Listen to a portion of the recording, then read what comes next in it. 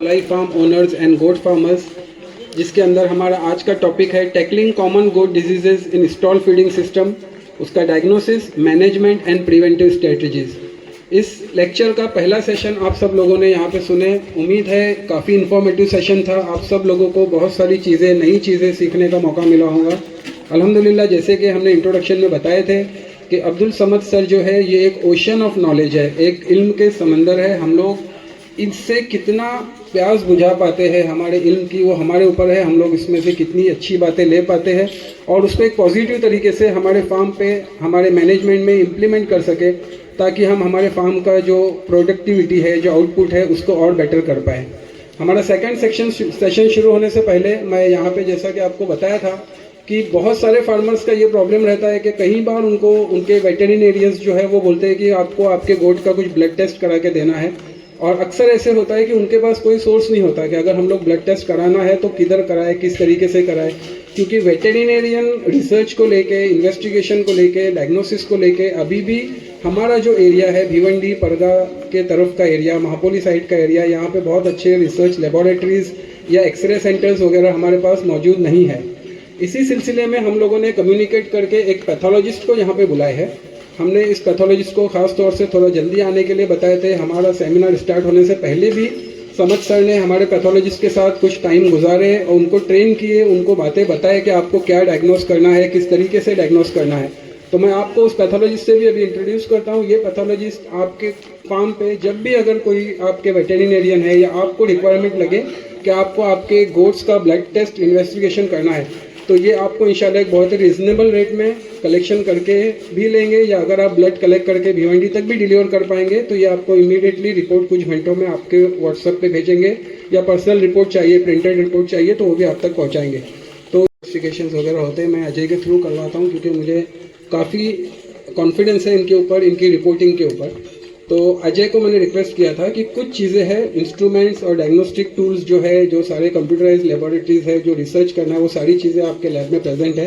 खाली उसको एक अलग रेशो में, अलग लेवल में उनको ब्लड चेक करना था, जिसको लेके अब्दुल समद सर ने उनको ऑलरेडी गाइड किया हुआ है। तो अजय जो है ये विलिंग है, अगर आपको आपके फार्म पे गोट के सैंपल के ब्लड टेस्ट वगैरह करने हैं तो आप लोग ब्लड कलेक्ट करके अगर इनको कॉल करेंगे तो इनका बंदा आके कलेक्ट भी कर लेगा और रिपोर्ट करके आप तक रिपोर्ट भी पहुंचाएगा। वो रिपोर्ट आप आपके वेटेरिनेरियन से शेयर कर सकते हो और आपके गोट का लाइन ऑफ ट्रीटमेंट प्लान कर सकते हो। तो अजय ने आज खास तौर से, आज का उनका वर्किंग डे था, फिर भी अपना लैब बंद रख के आज हम लोगों के पास आए, हम लोगों के लिए अपना टाइम भी दिए। और इस सिलसिले में I am very thankful to Ajay कि वो यहाँ पे आए हैं। और मैं अजय का नंबर जिस किसी को भी चाहिए आप लोग मुझे कम्युनिकेट कीजिए या सामिन भाई को व्हाट्सअप कीजिए, इंशाल्लाह वो आपको अजय का नंबर देंगे, आप लोग उनसे कम्युनिकेट कर सकते हो।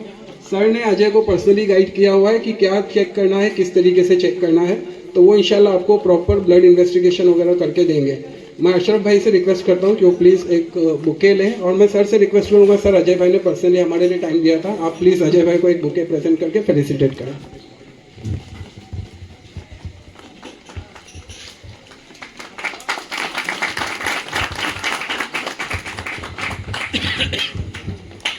So thank you Ajay so much. आप सेकंड सेशन अटेंड करो, रात में डिनर भी करना है आपको यहाँ पे हमारे साथ। तो अजय भी, अभी आपने अजय का फेस देख लिया है। ड्यूरिंग डिनर या जब भी आप फ्री रहोगे आप उनसे डायरेक्ट भी कॉन्टैक्ट नंबर ले सकते हो, या अगर आपको चाहिए तो आप मुझसे या सामिन भाई से कम्युनिकेट कीजिए, इंशाल्लाह हम लोग आपको अजय भाई का नंबर प्रोवाइड करेंगे। आपका ब्लड इन्वेस्टिगेशन का इंशाल्लाह जो एक इशू, कॉमन इशू हम लोगों को रेगुलर फेस करना था, वो अल्हम्दुलिल्लाह इंशाल्लाह अजय के थ्रू हम लोग सॉल्व कर सकते हैं अभी करंट के सिचुएशन में। दूसरी चीज़ है, आज के हमारे इस इवेंट के बारे में हम लोगों ने हमारे इंस्टाग्राम पेज के थ्रू ही इन्फॉर्म किए थे बहुत सारे गोट फार्म ओनर्स को। पर्सनल इन्विटेशंस नहीं था, ये इन जनरल एक इवेंट था जिसके अंदर कोई भी गोट फार्म ओनर्स, कोई भी पलाई फार्म ओनर्स पार्ट ले सकता था। और ये सेशन इसलिए था कि हम लोग सब भाई साथ में बैठे, सीखे और इंशाल्लाह कुछ अच्छी बातें अपने साथ लेके आज घर जाए। इस इवेंट को कवर करने के लिए आज हमारे बीच में हमारे एक फेमस यूट्यूबर समीर भाई प्रेजेंट है। समीर भाई फ्रॉम MSQ Vlogs, ये आज अपना पर्सनल टाइम देके हम लोगों के साथ आए हैं। ये इस इवेंट को स्टार्ट से कवर कर रहे हैं और समीर भाई ने खास तौर से आज अपना टाइम डेडिकेट किया कि आज का जो भी यहाँ पे सेशन हो रहा है इसको ये रिकॉर्ड करेंगे और जब ये ऑनलाइन अपने सोशल मीडिया पर, यूट्यूब चैनल पे पोस्ट करेंगे तो जो लोग आज इस सेमिनार में प्रेजेंट नहीं हुए हैं वो लोग भी उस चीज़ को देख के कुछ ना कुछ नॉलेज इंशाल्लाह डेफिनेटली हासिल कर पाएंगे। तो मैं समीर भाई से भी रिक्वेस्ट करता हूँ कि वो प्लीज़ यहाँ डैश के पास आए। अशरफ भाई प्लीज़ समद सर के थ्रू समीर भाई का भी फेलिसिटेशन कीजिए इंशाल्लाह। थोड़ा अप्रिसिएशन समीर भाई के लिए।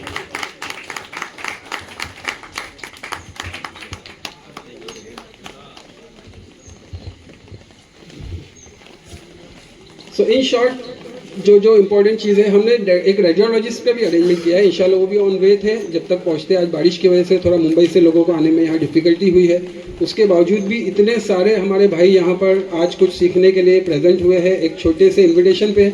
मैं सभी का तहे दिल से शुक्रिया अदा करता हूँ। आप सब लोगों ने बहुत हौसला अफजाई की है, बहुत हिम्मत अफजाई की है। आप सब लोगों के यहाँ प्रेजेंस होने से एक अच्छा इनिशिएटिव लेने का मकसद भी हम लोगों का सॉल्व होता है कि नहीं, डेफिनेटली लोग हैं जो आकर कुछ चीज़ों को सीखना चाहते हैं, समझना चाहते हैं। तो वक्त ना गुजारते हुए आप सब लोगों का शुक्रिया अदा करते हुए मैं सेकंड सेशन को स्टार्ट करने के लिए रिक्वेस्ट करूंगा हमारे समद सर से कि वो इंशाल्लाह सेकंड सेशन हम लोगों के सामने स्टार्ट करें, जिसके अंदर हम लोग कॉमन फार्म पे आने वाली जो बीमारियां होती है उसको लेकर डिस्कस करेंगे, उसका डायग्नोसिस कैसे हो, उसको समझे कैसा और उसका ट्रीटमेंट कैसे करें। Thank you so much.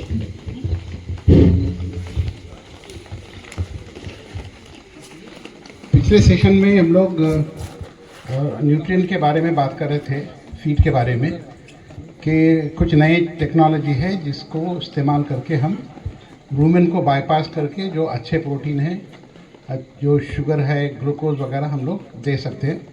उसका फ़ायदा ये होगा कि जो एनर्जी लेवल है वो अच्छा रहेगा, हार्मोन सिंथेसिस वगैरह बराबर होते हैं तो उससे सेहत वगैरह अच्छी रहती है। अब हम आगे बढ़ते हैं, मिनरल्स की तरफ जाते हैं।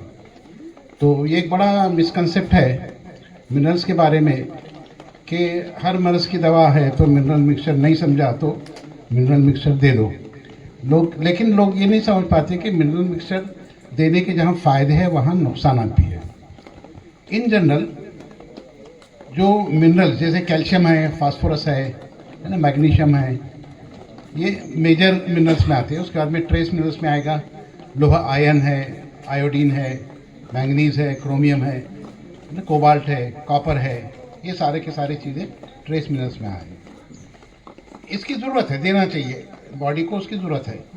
लेकिन जब हम कैलकुलेट जब करते हैं देने के लिए तो ऐसे समझते हैं कि जैसे बाकी जो भी हम फीड खिला रहे हैं उसमें से कोई भी मिनरल उसको नहीं मिल रहा है। और जो मिनरल मिक्सचर बनाने वाली जो कंपनीज है जो मार्केट करते हैं वो आपको बताएंगे 20 ग्राम दो, 15 ग्राम दो, और उनका जो सारा जो कैलकुलेशन रहता है वो इस बेसिस पे रहता है कि इसी से सारे मिनरल्स इसको मिलना है। जबकि आम जो थंब रूल है वो ये है कि अगर आप ग्रास खिला रहे हो, पत्ती है, पत्ता है, ग्रास है, ये अगर खिला रहे हो तो इनमें कैल्शियम काफ़ी होता है, इनमें कमतरता होती है फास्फोरस की। और जहाँ आप ग्रेन्स खिला रहे हो जैसे मक्का है, गेहूँ है, ज्वार है, उसमें फास्फोरस अच्छा होती है और कैल्शियम की कमी होती है। इसलिए कैल्शियम रिलेटेड जो प्रॉब्लम्स है वो ज़्यादा ह्यूमन में होते हैं और फास्फोरस से रिलेटेड प्रॉब्लम ज़्यादा एनिमल्स में होते हैं जो घास खाते हैं। तो इस चीज़ को आप ध्यान में रखिए। दूसरी जो बेसिक चीज़ आपको जो ध्यान में रखना है वो ये है कि जब मिनरल्स आप ज़्यादा देते हैं तो मिनरल डिफिशिएंसी होने के चांसेस होते हैं। जैसे अगर कैल्शियम की रिक्वायरमेंट समझिए 10 ग्राम है, अगर मैं 20 ग्राम दूं तो सिर्फ 5 ग्राम एब्सॉर्ब होगा, बाकी बाहर निकल जाएगा। अगर 10 ग्राम की रिक्वायरमेंट है और मैं 10 ग्राम दूंगा तो 10 ग्राम एब्सॉर्ब होगा।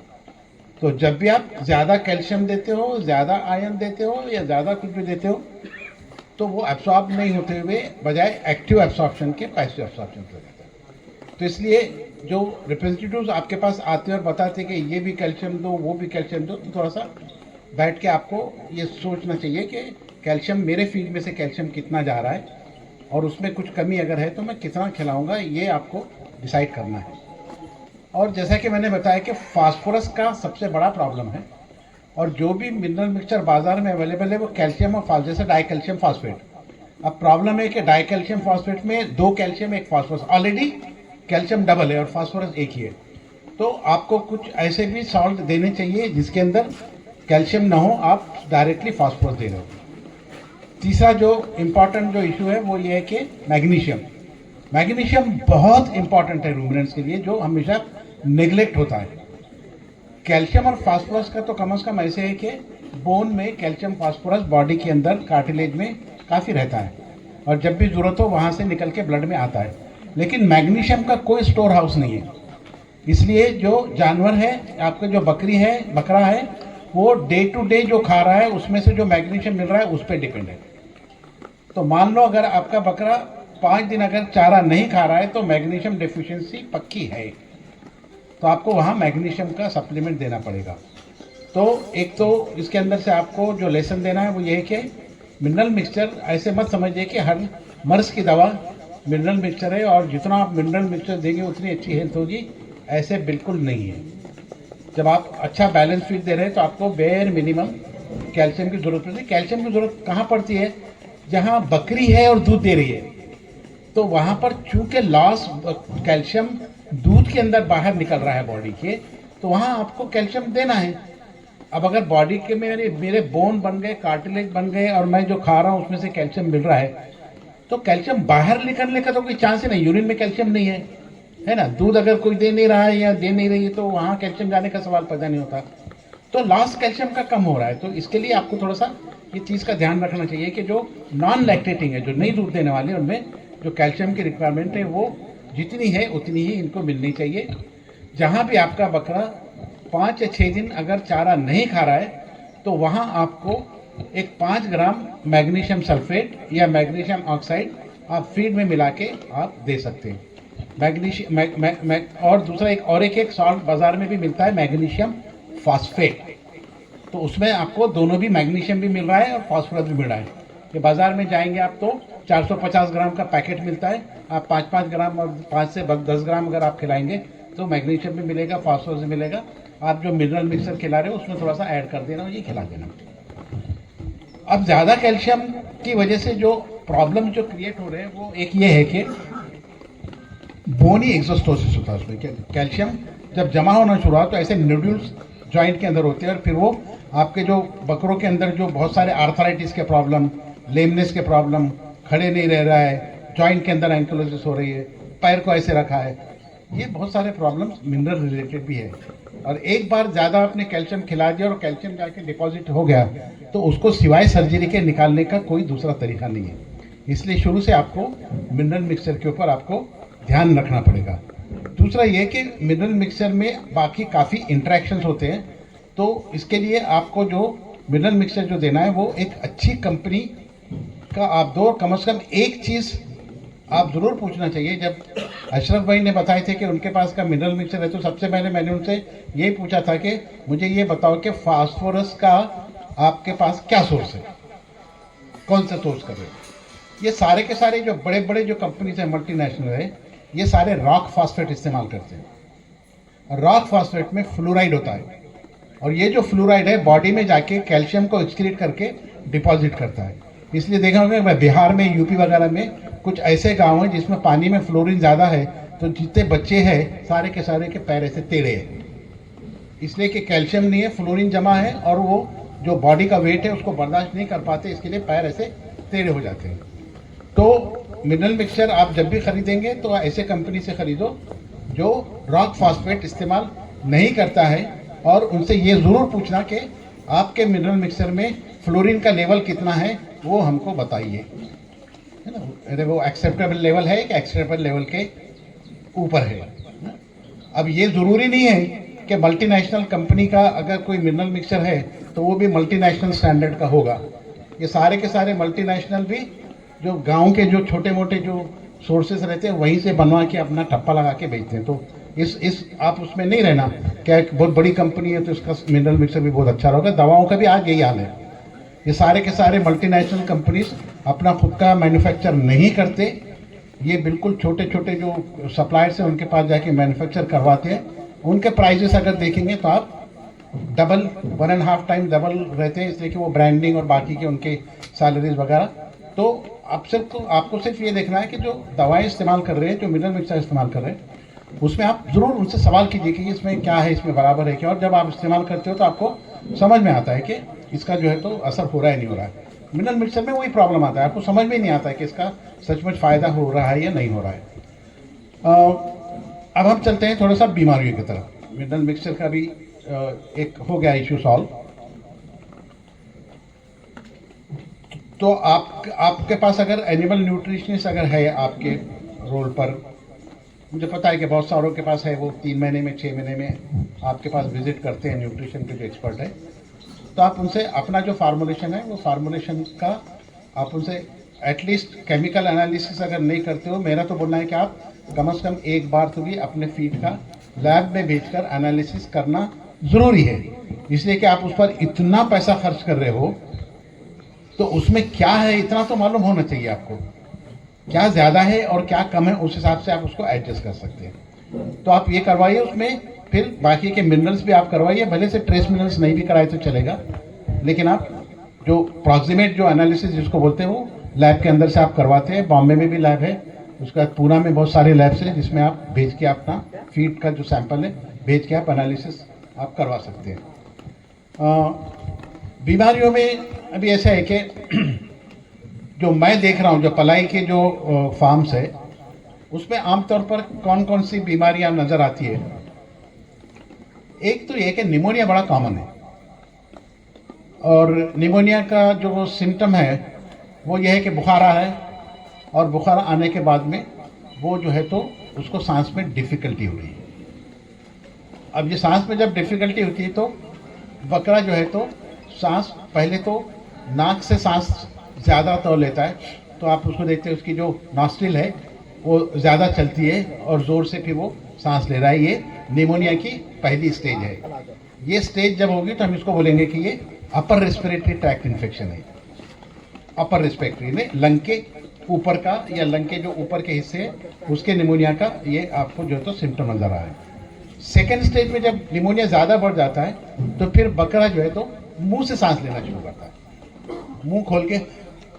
तो ये सेकंड स्टेज है ये निमोनिया की, और ये जब कर रहा है तो आप समझिए कि उसके जो लंग्स है, लंग्स में काफ़ी बीमारी है। और दूसरा ये भी हो सकता है कि लंग्स में पानी भी भरा हुआ है, और वो पानी भरने की वजह से उसको जो है तो ऑक्सीजन और एयर लेने में उसको तकलीफ हो रही है।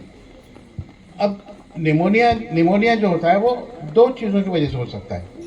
एक तो निमोनिया होगा आपका बैक्टीरिया की वजह से, बैक्टीरियल डिसीज की वजह से, और दूसरा है वायरल की वजह से। अब दोनों में से कैसे पहचानेंगे कि बैक्टीरियल है कि वायरल है? आमतौर पे थंब रूल ये है कि जब भी वायरल निमोनिया रहेगा तो वो उसमें टेम्परेचर 104 के ऊपर रहेगा, ज़्यादा फीवर देता है, ज़्यादा बुखार देता है उसमें। जबकि बैक्टीरियल अगर कोई भी इन्फेक्शन रहेगा, कोई भी निमोनिया वगैरह अगर रहेगा तो फीवर रहेगा, लेकिन 103, 104, 104, 4.5, इसमें 105, 106 इतने तक जो है तो जाएगा। नंबर 2 जो डिफरेंशिएटिंग पॉइंट है, वायरल निमोनिया कभी भी बहुत रैपिडली आगे बढ़ता है। जैसे अभी सवेरे नाक से सांस ले रहा था, दोपहर में शाम में मुंह से सांस ले रहा है, और दूसरे दिन देख रहे हैं कि आपको मरा पड़ा है। तो बहुत रैपिड प्रोग्रेस होता है इसका। और एक दूसरा जो फीचर ये है कि वायरल निमोनिया यूजुअली पानी और एयर और फीड के थ्रू ट्रांसमिट होता है।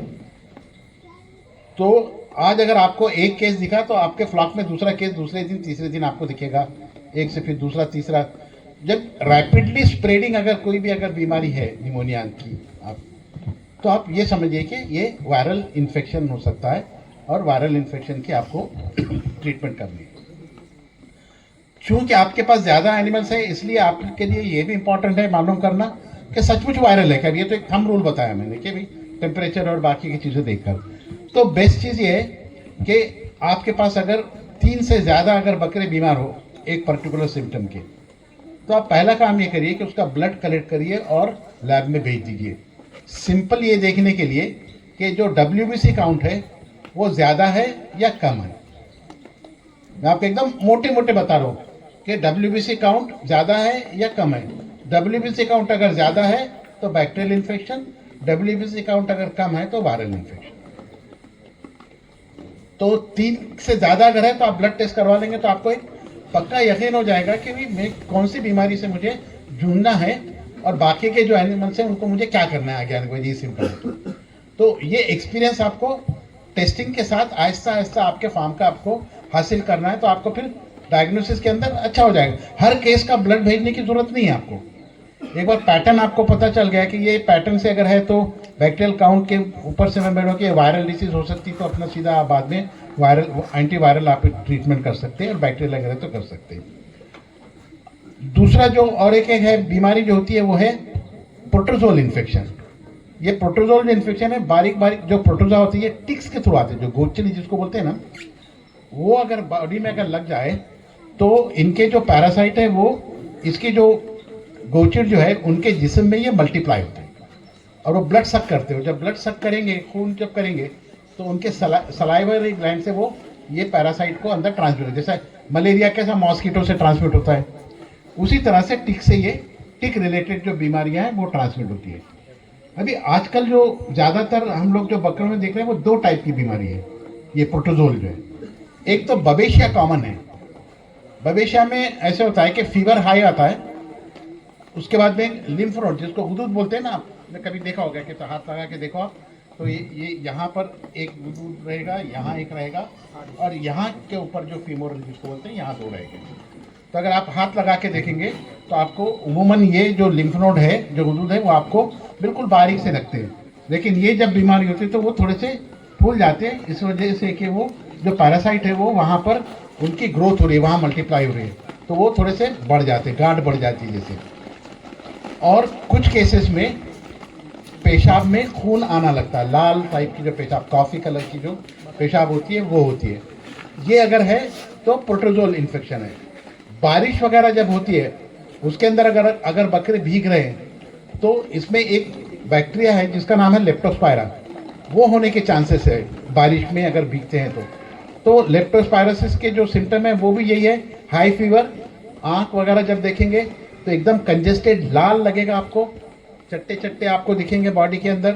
हो सकता है पेशाब में खून भी आए तो वहाँ पर ये हो सकता है, और इसमें अबॉर्शन भी होता है। अगर आपके पास बकरियाँ अगर है तो लेप्टोस्पायरा में अबॉर्शन भी होते हैं। तो ये खासकर बीमारी जो होती है वो बारिश में जो स्टैग्नेटेड वाटर होता है उसके बाद ये बीमारी लगती है। और जो प्रोटोजोन बीमारी है, दूसरी जो बीमारी है जिसका मैं जिक्र करना ज़रूरी है गोट में, वो है एर्लिकियोसिस। उसके अंदर जो गर्दन मोड़ लेती है बकरा जो है, तो ऐसा गर्दन ये रहता है। जी, गर्दन जो मोड़ने की जो बीमारी है उसको आपको एक तो ये देखना है कि वो पहले फीवर आया था क्या, कितना फीवर था, और वो सेकेंड स्टेज में उसने ऐसे टेढ़ी गर्दन किया है क्या, क्योंकि ये एर्लिकियोसिस नाम का एक पैरासाइट है, उसकी वजह से भी हो सकता है। और दूसरा वायरल मेनिंजाइटिस जिसको बोलते हैं, कि जिसमें वायरस या बैक्टीरिया की वजह से जो ब्रेन फीवर जिसको बोलते हैं, उसमें भी जानवर ऐसे टेढ़े कर सकता है। दोनों में फ़र्क ये है कि जब वायरल मेनिंजाइटिस या बैक्टीरियल मेनिंजाइटिस या इंसेफेलाइटिस रहेगा तो उस टाइम पे ये जो नेक है इसका स्टिफनेस रहेगा। आप जब उसके गर्दन मोड़ने की जब आप कोशिश करेंगे हाथ से पकड़ के तो बिल्कुल स्टिफ रहेगा, वो मुड़ेगा नहीं। और प्रोटोजोल अगर है तो थोड़ी सी लचक रहेगी, आप उसको फिर भी मोड़ पाएंगे। और वो जब बैठेगा तो वो अपने ऐसा बैठ के जो गर्दन है वो ऐसे कंधे के ऊपर डाल के इस तरह से बैठेगा। तो ये जो दो बीमारियाँ हैं, इसके अंदर जो एर्लिकियोसिस मैंने जो बताया जो टिक रिलेटेड है, उसके लिए आपको एक काम तो ये करना है कि जो आपके पास काम करने वाले लोग हैं उनको आपको ये बता के रखना है कि वो जब भी कहीं टिक्स वगैरह ये जो गोचिड़ जो होती है वो होती है आपके जो हाउसिंग जो सिस्टम है उनका, जो घर जो आपने बनाया है उसमें अगर क्रैक्स है तो क्रैक्स में जाके वो गोचिड़ अंडे देती है और वहाँ उनकी ग्रोथ होती है। तो उसका आपको ख्याल रखना है कि आपका जो एरिया है जिसमें आपने गोट को बांधा है उसमें बहुत ज़्यादा क्रैक्स वगैरह ना हो, उसका आप बराबर मेंटेनेंस करें। और उसके बाद में अगर टिक्स वगैरह है तो टिक्स के लिए भी आपको कुछ स्प्रे वगैरह करना पड़ेगा। दूसरी एक बीमारी जो पैरासिटिक बीमारी है वो है जूं जो होती है इनको एनिमल्स को, तो वो भी जो है तो बहुत सारे जो बीमारियां हैं वो बीमारियों की बहुत सारी जड़ होती है, उससे फिर वो स्क्रैचिंग होती है, खुजली होती है, तो उसका भी, और वो कॉन्टामिनेशन से एक बकरे से दूसरे बकरे को जाएगी। तो जब भी आपको जूं वगैरह दिखती है तो आपको दो चीज़ों का आपको ख्याल रखना पड़ेगा। एक तो ये कि न सिर्फ आप बकरों के ऊपर आप ट्रीटमेंट करेंगे बल्कि अंदर का जो जहाँ पर उनको रखा है वहाँ भी आपको स्प्रे करना पड़ेगा। वहाँ स्प्रे करने के लिए जो एग्रीकल्चर पेस्टिसाइड्स वगैरह जो मिलते हैं उसका आप इस्तेमाल कर सकते हैं, लेकिन वो बकरों पे इस्तेमाल नहीं करिए, उस टाइम पर बकरों को बाहर निकालिए ओपन एरिया में, और ये बाकी के जो बहुत सारे जो ड्रग अवेलेबल है ब्यूटॉक्स वगैरह टाइप के, उसका आप जो है तो स्प्रे वगैरह आप कर सकते हैं। कुछ इंजेक्शंस भी आइवरमेक्टिन वगैरह के, वो भी आप उसको दे सकते हैं। लेकिन बहुत ज़्यादा अगर आपके पास इसका अगर प्रिवेलेंस है तो आपको हाईटेक वगैरह टाइप के जो आइवरमेक्टिन इंजेक्शन है वो महंगे पड़ेंगे। ज़्यादा अच्छा ये है कि उसको आप जो है तो स्प्रे करिए। बहुत सारे फार्म्स में वो क्या करते हैं कि जब आपके पास 300-400 फार्म है तो स्प्रे करना, उनका बॉडी पे डालना भी बड़ा मुश्किल होता है।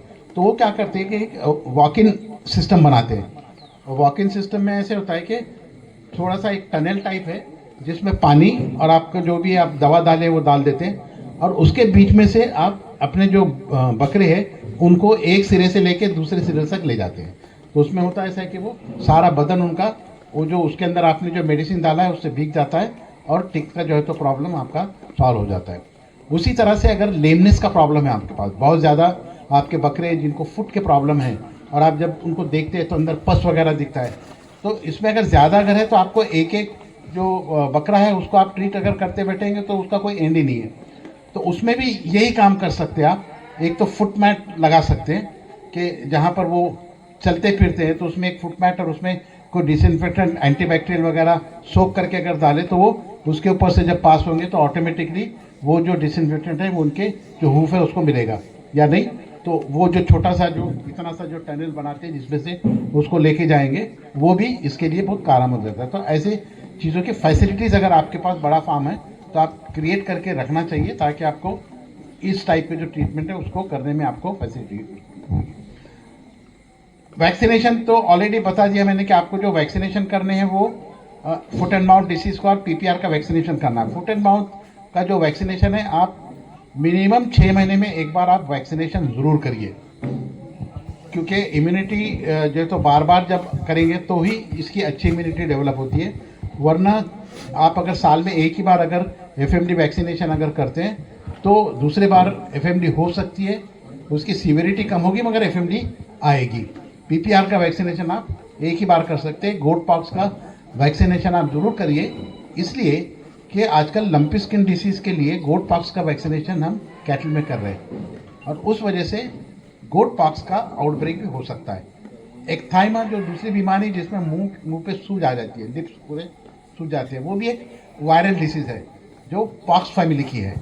अब गोट के अंदर जब पॉक्स होगा तो पूरे बॉडी में निडल्स आएंगे, पूरे बॉडी में छोटे छोटे छोटे जो लंपी स्किन में जैसे निडल्स दिखते हैं उसी तरह के गोट पॉक्स में भी दिखते हैं, क्योंकि वो एक ही फैमिली का वायरस है। तो गोट पॉक्स के अंदर आपको निडल्स दिखेंगे, डिस्चार्ज दिखेगा नेजल, निमोनिया भी उसके अंदर हो सकता है आगे चलकर, और उसके बाद में फिर वो हाई फीवर रहता है।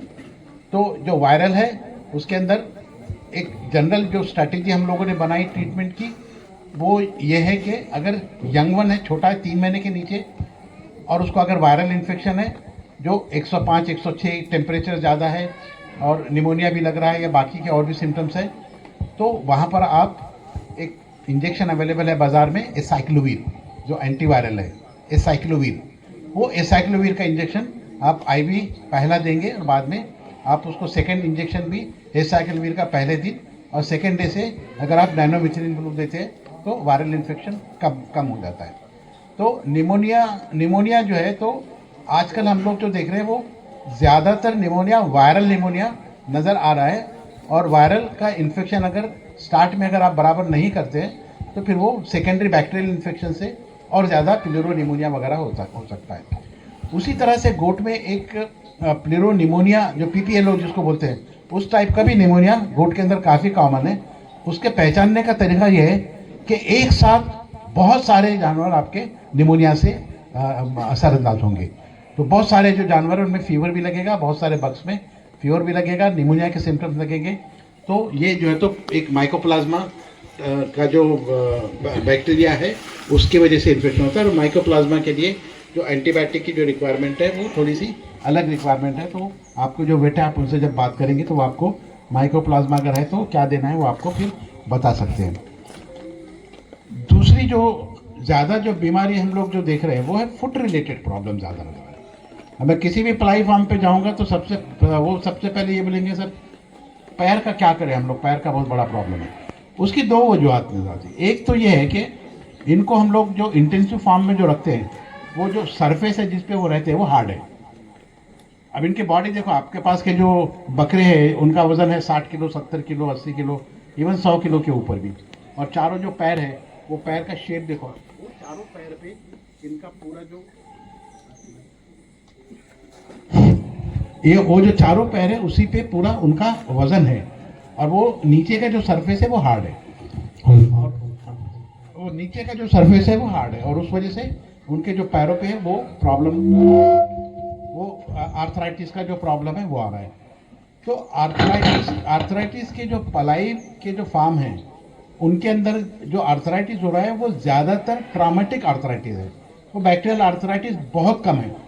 वहाँ बैक्टीरियल आर्थराइटिस कब होता है कि जब ट्रॉमा यानी जो हार्ड सरफेस पे खड़ा है, या आपने जगह बिल्कुल कम दिए है और उसको जो है तो बैठने उठने में तकलीफ हो रही है, जो मूवमेंट चाहिए उतना मूवमेंट नहीं हो रहा है। अब अगर आप टेक्स्ट बुक पढ़ेंगे तो बताते हैं कि एक बकरे के लिए कम से कम 15 स्क्वायर फीट जगह चाहिए इंटेंसिव फार्म में। अब आप देखिए कि अपने पास का जो फार्म है उसके अंदर आप कितनी जगह दे पाते हैं, जगह की कमी है। तो अब जगह की कमी है तो उनकी मोबिलिटी कम हो जाती है, और मोबिलिटी कम होने की वजह से जो जॉइंट है उनके, वो जॉइंट के अंदर प्रॉब्लम्स होते हैं और आर्थराइटिस होता है। तो अगर आर्थराइटिस, अगर आपको अगर लेमनेस अगर दिखता है आर्थराइटिस से, तो दो चीज़ करिए। सबसे पहले तो आप उठा के देखिए कि खुर की वजह से तो नहीं है, क्योंकि बहुत सारे जो बकरे हैं उनमें जो खुर को जो काटते हैं, जो शेप में लाते हैं, तो वो बराबर नहीं होता है, और वो अगर लेवल बराबर, चारों खुर के लेवल अगर बराबर नहीं है तो जो बकरा जो खड़ा रहेगा वो इस तरह से खड़े रहेगा, तो उसका जो पूरा वेट है वो वेट किसी एक जॉइंट पर जाएगा। तो एक तो आपके पास जो खुर का जो इंतज़ाम करने वाला जो बंदा है वो जब काम करे तो आपका एक बंदा पास में खड़े रह के ये चेक करना चाहिए कि जो खुर की जो वो जो कर रहा है, जो ट्रिमिंग जो कर रहा है, वो ट्रिमिंग बराबर हो रही है नहीं हो रही है, और चारों पैर का जो ट्रिमिंग है वो ट्रिमिंग से बिल्कुल लेवल के अंदर आपका बकरा खड़ा है या नहीं खड़ा है। दूसरा ये है कि जब भी आप ट्रिमिंग करेंगे, ट्रिमिंग करने के बाद में आपको वो जो चारों पैर है कम से कम 3 दिन तक आपको किसी भी डिसइंफेक्टेंट में आपने पैरों को डुबाना चाहिए। जैसे मैंने बताया कि अगर आपने वो चैनल, अगर इस टाइप का अगर चैनल अगर बनाया है तो वो सबसे अच्छा है, क्योंकि आप एक साथ सारे बकरों का ट्रिमिंग कर रहे हो, फिर वो बकरे उसमें से आप ले लेंगे। इसलिए कि वो जब ट्रिमिंग जो कर रहा है तो हर एक बकरे के बाद दूसरे बकरे की ट्रिमिंग करने में कोई डिसइंफेक्शन नहीं कर रहा है, जैसे अपने पास नाई करते हैं कि ब्लेड चेंज करते हैं, दूसरी ब्लेड लगाते हैं, वैसे तो नहीं होता है। तो एक का इन्फेक्शन दूसरे को जाने के चांसेस रहते हैं। तो इसके लिए आप उसका जो खुर का 3 दिन के लिए कम से कम कोई भी डिसइंफेक्टेंट जो सोल्यूशन है उसके अंदर आप चारों भी पैर को आप डुबाइए, ये जितने भी बकरे। तो जो हूफ का जो इन्फेक्शन है लैमिनाइटिस, हूफ के जो इन्फेक्शन होते हैं लैमिनाइटिस बड़े पेनफुल होते हैं, और बहुत इतने पेनफुल होते हैं कि बकरा खाना छोड़ देता है। अब आप ये समझिए कि रूमिनेंट जो होते हैं ना, जिनके 4 जो स्टमक होते हैं, इनको अगर आप देखेंगे तो नॉर्मली ये मरते मरते भी खाते रहेंगे, इनके मुंह में ये मर गया लेकिन मुंह के अंदर आपको दिखेगा कि एक चारा अंदर लटका हुआ। तो ये इनका जब खाना जब बंद हो गया तो ये समझना कि ये बहुत ज़्यादा पेन में है, इसलिए नहीं खा रहे। तो उस टाइप का पेन रहता है जो लेमिनाइटिस का पेन रहता है, तो बड़ा सीवियर रहता है। तो उसके लिए आपको मैनेज करना है। और दूसरा जो आर्थराइटिस जब होता है तो स्वेलिंग वगैरह आती है जॉइंट में।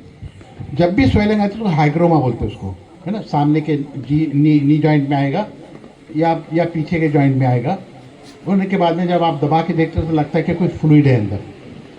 तब वो जो फ्लूइड है, वो फ्लूइड को बहुत सारे लोग सिरिंज डाल के निकालने की कोशिश करते हैं, वो मत करिए। इसलिए कि आप जितने बार निकालेंगे उतने बार फ्लूइड उसके अंदर जमा होगा। वो ऊपर का जो कैप्सूल है, वो कैप्सूल की वजह से जो तो उसको प्रॉब्लम आ रहा है, वो कैप्सूल जो तो फ्लूइड को सिक्रेट कर रहा है, वो सिक्रेशन वहाँ पर जमा हो रहा है। तो उसका एक तो इलाज ये है कि जो कॉर्टिकोस्टेरॉइड है, जैसा डेक्सामेथासोन है, बीटामेथासोन वगैरह के जो इंजेक्शन है, वो आप इंट्रामस्कुलर मसल्स में देंगे। अगर उससे नहीं फ़ायदा हो रहा है तो फिर वो जॉइंट के अंदर वो इंजेक्शन दे सकते हैं। लेकिन जॉइंट में जो भी आपका बंदा इंजेक्शन देगा उसको वो ट्रेन होना चाहिए इंजेक्शन देने में, और उसमें बहुत ज़्यादा कॉम्प्लिकेटेड नहीं। उसको सिर्फ एक ही चीज़ बताना है कि जब वो नीडल का इस्तेमाल करे तो बिल्कुल छोटी नीडल का इस्तेमाल करे, और जॉइंट में जब वो जाए तो उसको जो नीडल है वो नीडल फ्रीली इस तरह से हलते रहना चाहिए और ज़रा भी अगर वो कोई फ्लूइड पुश कर रहा है तो आराम से वो जो दवा है वो अंदर जा रही है। वो अगर देते हैं बीटा मेथोट्रेक्सामेथ्सोन तो स्वेलिंग जो है तो आहिस्ता आहिस्ता कम होना शुरू होती है।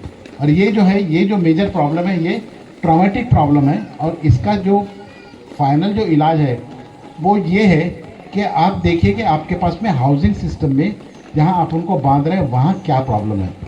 अगर हो सकते हैं कुछ सॉफ्ट बेडिंग दे सकते हो, या कोई अगर आर्थराइटिस का अगर बकरा है तो आप कुछ दिन के लिए जब तक उसको बीमारी, आप एक जो ज़मीन के ऊपर सॉफ्ट जो सरफेस है वहाँ पर लाके आप बांधिए कुछ दिन के लिए, और उसके बाद में आप इलाज करेंगे तो वो जल्दी ठीक होगा।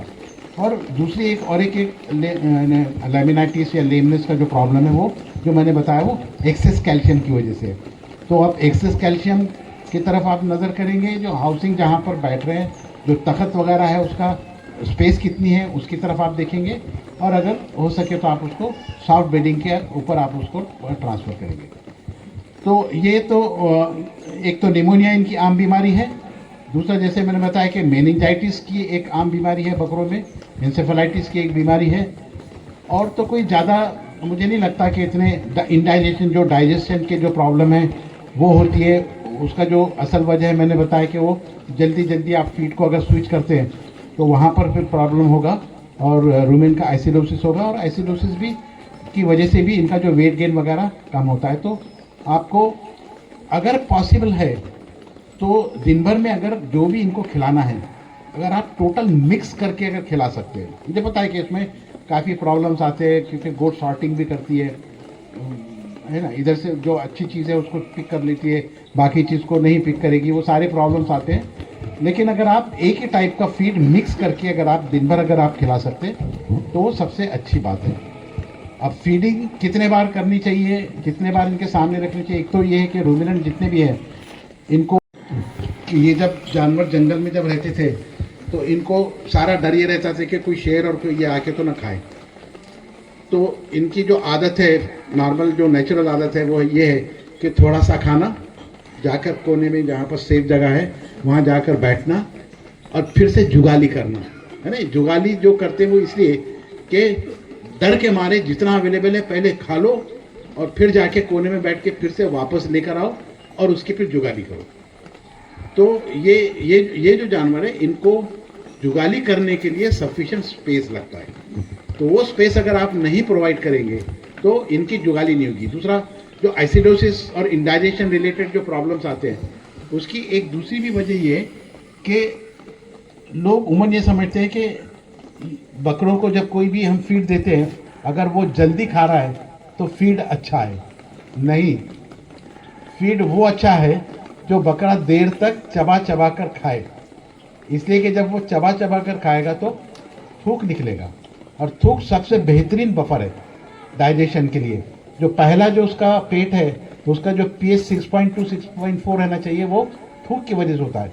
और जो बकरे वगैरह उसमें आपको मालूम होना चाहिए कि जो थूक की जो मिकदार है वो तकरीबन 30 लीटर से 25 लीटर से लेके 30 लीटर तक का रोज़ सलाइवा जो है तो बनता है। हमें भी देखिए, आप जो अपना जो सलाइवा है वो कंटिन्यूसली बनना है, आपको पता नहीं चल रहा है, इसलिए वो सलाइवा हम वापस जो है तो अपने स्टमक में वापस जा रहा है।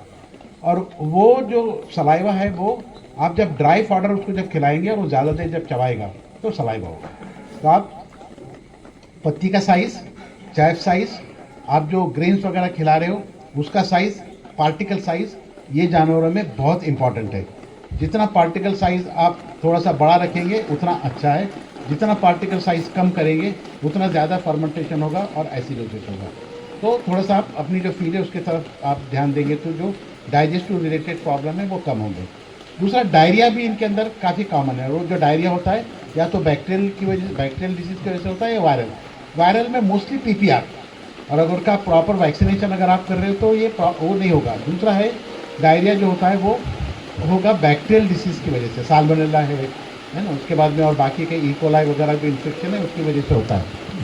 अब यहाँ प्रॉब्लम एक ये आ रहा है कि ह्यूमन में अगर डायरिया अगर हो रहा है तो वो ज़्यादातर इंटेस्टाइन में हो रहा है, और इंटेस्टाइन में हो रहा है तो अगर मैं एंटीबायोटिक दूँ तो एंटीबायोटिक वो जा रहा है इंटेस्टाइन में, और इंटेस्टाइन में जाने के बाद में वो बैक्टीरिया पे असर करेगा।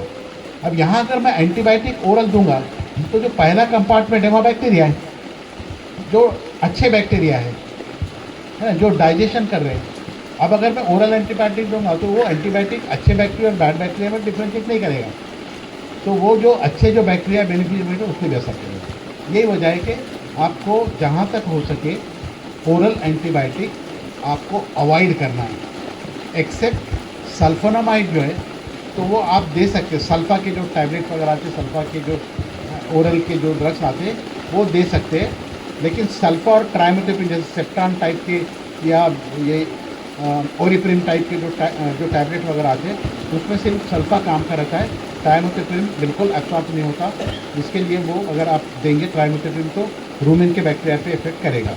लेकिन सारे जब एंटीबायोटिक देखेंगे तो उसमें ट्राइमेथोप्रिन सल्फा एक ऐसा ड्रग है जो ओरली दे सकते हैं। बाकी के जितने भी एंटीबायोटिक है, सेफेलोस्पोरिन ले लो आप, ऑक्सीटेट्रासाइक्लिन ले लो, टेट्रासाइक्लिन ले लो, ये सारे के सारे ड्रग आप ओरल अगर देते हैं, कोई भी अगर कंपनी क्लेम करती है कि आप इसको ओरल टैबलेट दो, तो ये ओरल टैबलेट में से एंटीबायोटिक एब्सॉर्ब नहीं होता, ठीक है। आपको इंजेक्टेबल ही देना पड़ता है। तो अगर डायरिया अगर हो, एंट्राइटिस अगर हो, तो आपको इंजेक्शन ही देना है।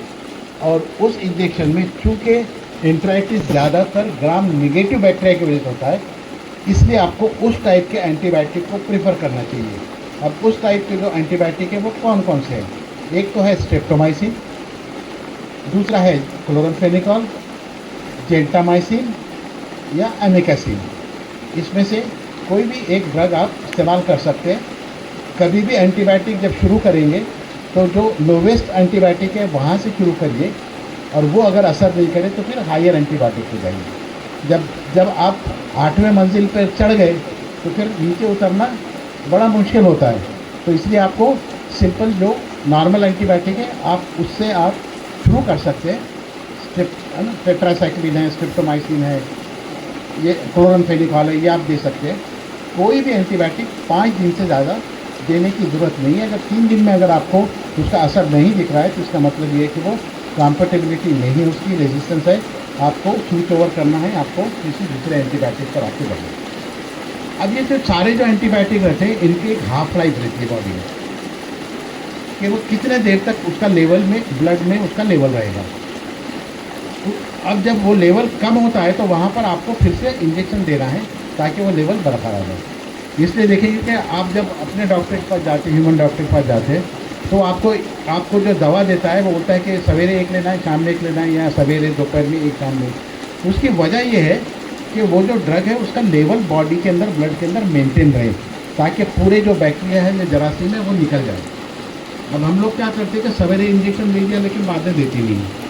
जब बाद में दिए नहीं तो जो लेवल है वो लेवल कम हो गया और बैक्टीरियल रेजिस्टेंस से ज़्यादा बढ़ने के चांसेस रहते हैं, और ये जो बैक्टीरियल रेजिस्टेंस है ये ह्यूमन को भी ट्रांसमिट हो सकती है। इसके लिए आपको अगर एंटीबायोटिक इस्तेमाल कर रहे हो तो उसमें कम से कम 2 बार आपको दिन में उसको रिपीट करना है, और कम से कम 3 दिन आपको रिपीट करना है।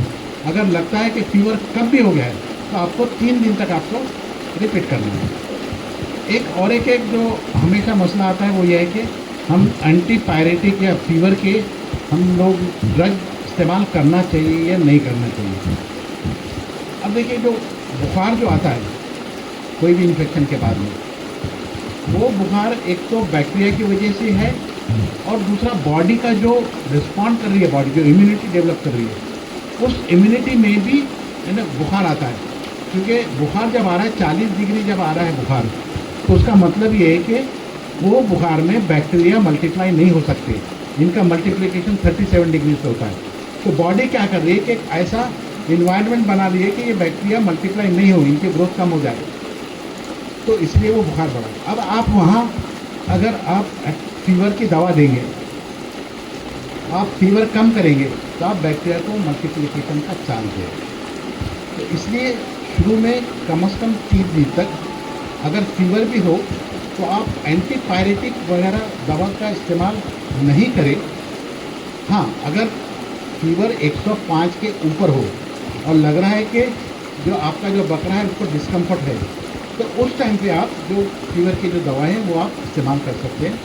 और उसके अंदर पैरासीटामॉल से लेके बाकी के जो और जो दवाएं हैं, मेलोडिमिन है और बाकी के जो नॉन स्टेरॉइडल एंटी इन्फ्लेमेटरी है, मेलॉक्सिकैम वगैरह टाइप के, जिसको आप इस्तेमाल कर सकते हैं और इससे फिर थोड़ा सा फीवर आपका डाउन होगा। लेकिन यहाँ पर एक डेंजर हमेशा ये रहता है कि जो इम्यूनिटी है वो इम्यूनिटी में प्रॉब्लम होता है। तो वायरल इन्फेक्शन में तो मैं हमेशा हर एक को बोलता हूँ कि अगर बुखार है तो आप बिल्कुल चिंता नहीं करो, रहने दो, 3 दिन तक बुखार आएगा, उससे इम्यूनिटी, अच्छी इम्यूनिटी डेवलप होगी। आप बार बार फीवर उसका डाउन करेंगे तो बार बार उसको इन्फेक्शन होगा, उसकी इम्यूनिटी जो अच्छी डेवलप होनी चाहिए वो अच्छी डेवलप नहीं होगी। अब मुझे लगता है कि थोड़े से हम क्वेश्चन आंसर का सेशन शुरू करते हैं, ताकि बीमारियों के या और कोई भी दूसरे टॉपिक पे अगर आपके कुछ अगर क्वेश्चंस है तो हम लोग उसके बारे में फिर डिस्कस कर सकते हैं। अस्सलाम वालेकुम। अजान हो रही है, हम लोग अजान के होने तक थोड़ा इंतज़ार करते हैं। कंटिन्यू क्वारंटाइन करना है। अगर हमको उसको 3 दिन तक कंटिन्यू क्वारंटाइन करना है तो उसका 3 दिन तक फीडिंग पैटर्न कैसा होगा? हाँ, डीवॉर्मिंग की बात कर रहा हूँ एक्चुअली। एक तो एक क्वारंटाइन 3 दिन नहीं है, क्वारंटाइन 14 दिन है। सॉरी, मेरा क्वेश्चन थोड़ा रॉन्ग है। 3 दिन तक आपने डीवॉर्मिंग की बात, डीवॉर्मिंग आपको 3 दिन तक करना है, इसलिए कि आपको टोटल जो वर्म लोड है वो वर्म लोड आपको ये रिमूव करना है। उसके लिए आप 3 दिन तक डाल देंगे। आप नॉर्मल जो भी आप जो फीडिंग करते हैं दूसरी जगह, वही फीडिंग आप कंटिन्यू क्वारंटाइन में भी कर सकते हैं, क्योंकि वो जो पहले जो खा रहा था उसको स्लोली रिप्लेस करना ये पॉसिबल है नहीं आपके पास।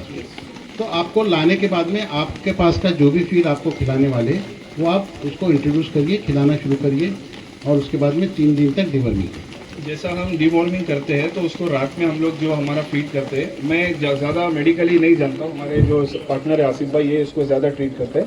लेकिन जब हम लोग 1 दिन के लिए डिवॉर्मिंग करते हैं तो उसको रात में जो उसका प्रोसीजर है कि हम लोग उनको फीड नहीं दे के एम्प्टी स्टमक रख के डिवॉर्मिंग करते हैं, तो 3 दिन तक ये कैसे करा? नहीं, ज़रूरी नहीं है फीड नहीं दे के एम्प्टी स्टमक देना, ये कोई डिवॉर्मिंग के लिए ज़रूरी नहीं है। और इसके बाद एक सेकंड क्वेश्चन है कि आपने बहुत सारे टॉपिक कवर किए, लेकिन एक अपने उसमें पैरालाइज का टॉपिक रह गया। उसके पैरालाइज जो ज़्यादातर हमारे विंटर में हमको ये इशू आता है, तो उसके ऊपर कुछ थोड़ा बता सकते तो प्लीज़। पैरालिसिस जो अपने बकरों में जो होता है उसके 2 मेन वजूहत हैं। एक सबसे जो बड़ी वजह है वो है बैक्टीरियल या वायरल मेनिंजाइटिस, उसकी वजह से उसको पैरालिसिस होना। और दूसरा और एक है जो विंटर में होता है पैरालिसिस, जो जब ठंड जब शुरू होती है तो वहाँ जब पैरालिसिस होता है। ये स्पेशली कुछ ब्रीड में ज़्यादा कॉमन है, जैसे सैनन वगैरह जो ब्रीड है उसमें ये ज़्यादा कॉमन है। और इसकी जो वजह है वो है पैरासिटिक है। एक टाइप का फाइलेरिया वर्म होता है, वो फाइलेरिया वर्म कुछ बग्स में वो ब्लड में जाने के बाद में अपना रास्ता भूलकर स्पाइनल कॉर्ड या ब्रेन में चला जाता है और वहाँ फिर उसका इरिटेशन की वजह से पैरालिसिस होता है। तो उसके लिए अगर ये इस टाइप का विंटर के पैरालिसिस अगर आपके पास ज़्यादा केसेस है तो आप विंटर शुरू होने से पहले एक इंजेक्शन मिलता है बाज़ार में, डायथिल कार्बामेजिन। वो इंजेक्शन अगर आप देते हैं तो उससे ये जो फाइलेरियल जो वर्म है, जो लोड है उस टाइम पर जो बढ़ा हुआ है वो कम होता है और जो विंटर के अंदर जो पैरालिसिस जो होना है वो कम हो जाएगा। अब बैक्टीरियल और वायरल जो मेनिंजाइटिस है वो तो इन्फ्लेमेशन की वजह से होता है और उसका जो ट्रीटमेंट है वो ये है कि सबसे पहले तो आपको एक मैनिटॉल नाम का जो इंजेक्शन आता है वो आपको देना है, इसलिए कि मैनिटॉल जो ब्रेन के अंदर जो इन्फ्लेमेशन हुआ है, जो फ्लूइड जमा हुआ है, उसको वो एब्सॉर्ब करके कम करेगा। दूसरा जो इम्पॉर्टेंट ट्रीटमेंट आपको करना है वो है कॉर्टिकोस्टेरॉइड, प्रेडनिसोलोन। तो प्रेडनिसोलोन देंगे तो इन्फ्लेमेशन उसका कम होगा और रिकवरी उसकी फास्ट होगी। और उसके बाद में अगर वो बैक्टीरियल अगर है तो आपको फिर एंटीबायोटिक देने पड़ेंगे और एंटीबायोटिक में भी आपको वो एंटीबायोटिक देना पड़ेगा जो ब्लड से ब्रेन में जाता है। हर एंटीबायोटिक ब्लड से ब्रेन में नहीं जाता है या स्पाइनल कॉर्ड में नहीं जाता है। तो मेरा जो प्रिफर्ड एंटीबायोटिक है ये चीज़ के लिए वो है पेनिसिलिन।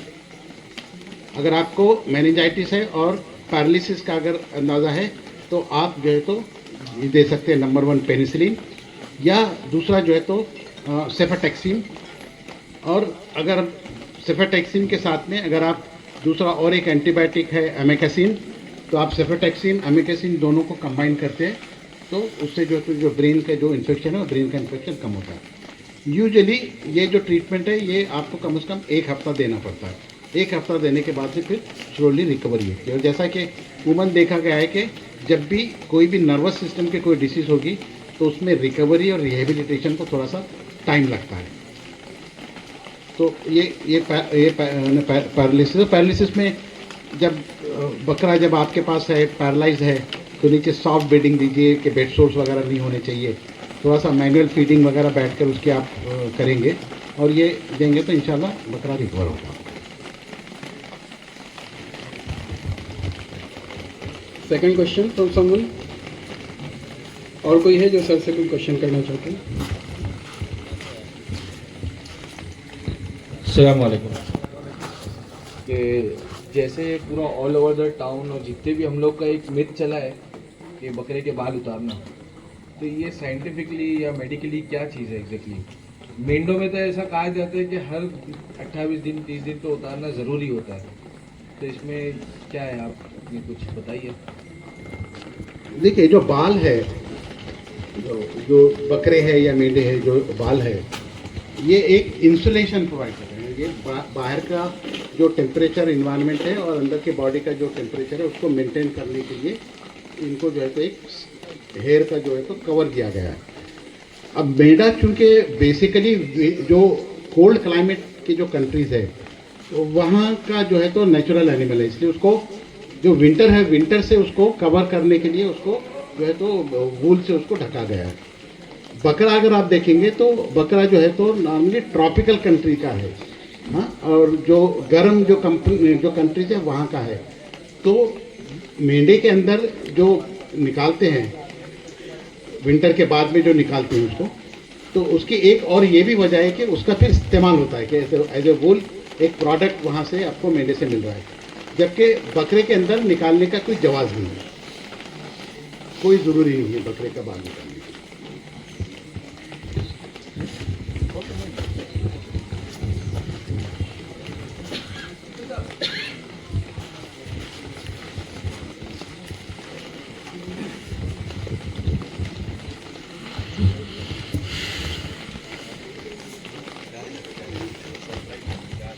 अस्सलाम वालेकुम। सर ये रसोड़ी जो आती है बकरे को, ये बहुत मतलब अक्सर हमारे पास जो बड़े बकरे होते हैं 140 kg, 150 kg, 125 kg, तो एक ही जगह पे 3-3 रसोड़ी आ जाती है। फिर हम लोग जो नॉर्मल प्रोसीजर है उसको आयोडेक्स लगाएंगे और ट्रीटमेंट देंगे और अक्सर हमारा बकरा ख़राब हो जाता है, वो बिकता नहीं है कुर्बानी के अंदर। तो उसका क्या एक रीज़न हो सकता है? Is it because of food toxic, क्या है? यहाँ की रसोली बोलेंगे, यहाँ भी आती है, थाई के पास भी आती है। यहाँ की जो रसोली आती है ना, मैंडेबल जिसको बोलते हैं जबड़ा, जी हाँ, और उसके नीचे की जो आती है जी, वो रसोली जो आती है वो बीमारी को बोलते हैं एक्टिनोमाइकोसिस। ओके, और कुछ जो है तो जबान पे भी ऐसे सूज आ जाती है, उसको बोलते हैं एक्टिनोबैसिलोसिस। ओके, ये जो दोनों बीमारी है इसकी जो वजह है वो ये है कि आप जो पाउडर खिला रहे हो, जो ग्रास खिला रहे हो, जैसे बहुत सारे सोयाबीन का जो स्ट्रॉ है वो खिलाते हैं, है ना। सोयाबीन के स्ट्रॉ को अगर कभी आप हाथ में लेंगे और ऐसे दबाएंगे तो लगेगा आपको कि वो काफ़ी नोकदार होता है, चुभता है। अच्छा, तो ऐसे चुभने वाले जब भी आप ड्राई ग्रास खिलाएंगे तो अंदर के जो बर्कल म्यूकोजा है उसको वो हर्ट करेगा, और हर्ट करने के बाद में जो एक्टिनोबैसिलस जो बाहर रहता है उसको अंदर जाने की जगह बन जाती है, और वो अंदर जाकर फिर वो पस फार्मिंग टाइप के बैक्टीरिया है, वो पस वगैरह से उसको फिर रसूली टाइप के होती है। But that is still manageable sir. मैं किसकी बात कर रहा हूँ, जो अक्सर थाई पे आती है ना, बहुत हाँ। बड़ी बड़ी रसोड़ी होती है। हाँ, अब जो थाई पर आती है तो आपको ये देखना है कि वो पर्टिकुलर कौन सी जगह पर है, क्योंकि जैसे मैंने बताया था कि एक फीमोरल लिम्फेटिक ग्लैंड रहता है, लिम्फ नोड, तो वो लिम्फ नोड की स्वेलिंग है या लिम्फ नोड के अलावा स्वेलिंग है। अब लिम्फ नोड के अलावा अगर स्वेलिंग है तो कुछ बैक्टीरियल इन्फेक्शन है, कॉर्नी बैक्टीरिया वगैरह टाइप के जो पस फार्मिंग जो बैक्टीरिया है वो बैक्टीरिया का इन्फेक्शन हो सकता है, तो उसको आपको ट्रीटमेंट करना पड़ेगा। अब प्रॉब्लम जो रसूली उसमें ये होता है कि चूँकि पस फॉर्म हुआ है अंदर, और कोई भी एंटीबायोटिक पस को क्रॉस करके जो कैप्सूल है उसके कैप्सूल के अंदर जाकर जो बैक्टीरिया है उसको कवर नहीं कर सकता। तो उसका जो इलाज जो है, तो जो आप अभी जो कर रहे हो कि वो आप उसको आयोडेक्स वगैरह ला के पका रहे हो, और पका के अंदर का जो पस वगैरह है उसको निकाल के आप जो डिसइंफेक्शन और बाकी के एंटीबायोटिक दे रहे, वही इलाज एक स्टैंडर्ड इलाज है। ओके सर, जज़ाकल्लाह। Is it because of the feed?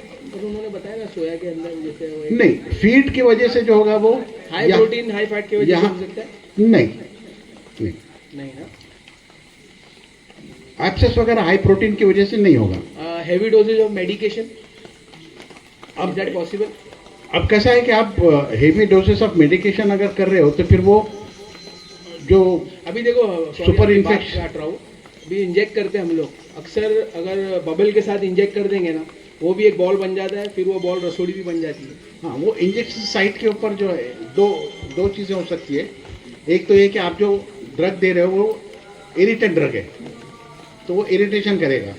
कई मतलब बहुत वक्त ऐसे भी होता है कि वैक्सीनेशन अगर आप बराबर नहीं कर रहे हो या वैक्सीन की क्वालिटी अच्छी नहीं, उसका एडजुवेंट अगर इरिटेंट हो तो वो वैक्सीन की भी स्वेलिंग आ सकती है, मेडिसिन की भी स्वेलिंग आ सकती है।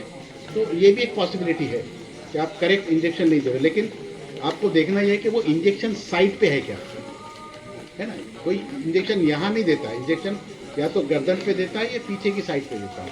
तो उस साइड पे अगर है तो या तो वैक्सीनेशन या आपका मेडिसिन का जो इंजेक्शन है वो। दूसरा एक पता नहीं, मेरा ख्याल है करते होंगे आप लोग के, जब भी फार्म में आप इंजेक्शन या वैक्सीनेशन जब भी करते हो तो हर बकरे को जब इंजेक्शन दे रहे हो तो कम से कम नीडल आप स्टरलाइज इस्तेमाल करिए। समझिए आपको डेली एक 10 इंजेक्शन, आपके पास में 1000 बकरे, एक 10 इंजेक्शन आपको डेली देने पड़ते हैं। तो 15-20 जो इंजेक्शन के जो नीडल्स है उसको आप बॉईल कर लो, स्टरलाइज कर लो, और उसके बाद में एक बकरे को एक इंजेक्शन दिया, उसको बाजू में रखो, दूसरे को बाजू में रखो। एक बड़ा जो ट्रांसमिशन का जो सोर्स है वो खुद फिर अदरवाइज आप बच जाते हो कि आप इंजेक्शन दे रहे हो, उसमें से थोड़ा सा खून या यहाँ का आया, वो जो बैक्टीरिया इसके अंदर आ गया, आप दूसरे को दे रहे हो, दूसरे से तीसरे को दे रहे हो। तो स्पेशली जो ब्लड प्रोटोजोन है, जो बबेशिया है, एर्लिकिया वगैरह है, उसकी जो एक वजह है जो बहुत जल्दी से फैला है, उसकी वजह है आपका एक ही नीडल का इस्तेमाल वैक्सीनेशन के लिए भी और इंजेक्शन देने के लिए भी। तो आप उसी नीडल को आप बार बार इस्तेमाल कर सकते हो, लेकिन जब भी इस्तेमाल करोगे तो पहले उसको आप स्टरलाइज कर लो, आप उसको बॉईल कर लो। जज़ाकल्लाह सर।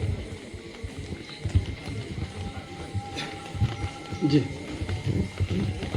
अस्सलाम वालेकुम सर। आप फूड रिलेटेड प्रॉब्लम जो बता रहे थे, उसमें जो घुटने के अंदर पानी वगैरह जो हो जाता है, उसके लिए आपने बोला कि एस्टेरॉइड के इंजेक्शन जो यूज़ करते हैं, तो ये क्या 100% सूटेबल है कि सही हो जाएगा उससे, या क्या बोलते हैं कुछ ऐसा है कि रुक जाता है, नहीं होता है? उसके लिए क्या कर सकते हैं अपन? उसके लिए क्या है, बहुत सारे इंजेक्शंस अवेलेबल है, लेकिन वो इतने एक्सपेंसिव है। जैसे हाइलोनिक एसिड है, हाइलोनिडेज है, वो एक इंजेक्शन जो है तो 2,500 हज़ार 3,000 हज़ार का है, जो पॉसिबल नहीं है इसमें इस्तेमाल करना। कैसा है कि जब भी जॉइंट का कोई भी जब इन्फेक्शन हो रहा है तो जॉइंट के अंदर जो ब्लड सप्लाई है वो ब्लड सप्लाई नहीं है। तो आप अगर जो भी एंटीबायोटिक वगैरह आप ब्लड में दे रहे हो या इंट्रावेनस मैसेज दे रहे हो तो उसका कॉन्सेंट्रेशन जॉइंट में जो आएगा वो बहुत कम होता है। इसके लिए कोई भी इन्फेक्शन जॉइंट में हो तो वो बड़ा देर तक खींचेगा। दूसरा जो मेजर जो प्रॉब्लम जो आता है उसके अंदर जॉइंट में वो होता है फ्रिक्शन का, कि अंदर जो इन्फ्लेमेशन की वजह से, इन्फेक्शन की वजह से जो लुब्रिकेशन होना चाहिए वो लुब्रिकेशन नहीं हो रहा है। अब वहाँ पर जो है तो आर्टिफिशियल लुब्रिकेंट वगैरह ह्यूमन के अंदर इस्तेमाल करते हैं जो एनिमल्स में पॉसिबल नहीं है। नॉर्मली कौन से एस्टेरॉइड दे सकते हैं उसके लिए जो इजीली मार्केट में अवेलेबल है? और जो डेक्सा हो गया, डेक्सामेथासोन या बीटामेथासोन। और जॉइंट के अंदर आपने बोला इंसर्ट करना है, तो उसके अंदर कौन सा इंजेक्शन इंसर्ट करना है? उसी के लिए बोला हूँ, डेक्सामेथासोन। और अगर आपको इंट्रामस्कुलर देना है तो प्रेडनिसोलोन। ओके, जज़ाकल्लाह, थैंक यू।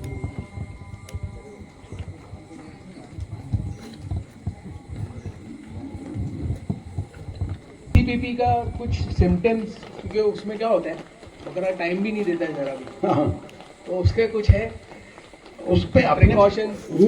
उसका वैक्सीन बाहर के देशों में अवेलेबल है, अपने पास नहीं है यहाँ। अच्छा, we don't have the vaccine. क्योंकि उसमें क्या अक्सर ऑर्गन लॉक भी हो जाते हैं बकरे, हाँ, तो उसके लिए मतलब कुछ भी नहीं है हम लोग के पास।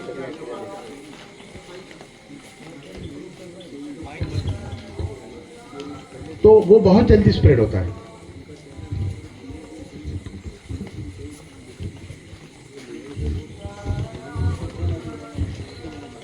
सर मेरा एक क्वेश्चन था कि BQ बकरियों में होता है ब्लैक क्वार्टर। मैंने तो वो माइक था तो उनका बैटरी ये हो गया, चेंज कर दिया। ये देता हूँ, बनाना देता हूँ। बहुत रेयर पॉसिबिलिटी है, लेकिन बहुत रेयर।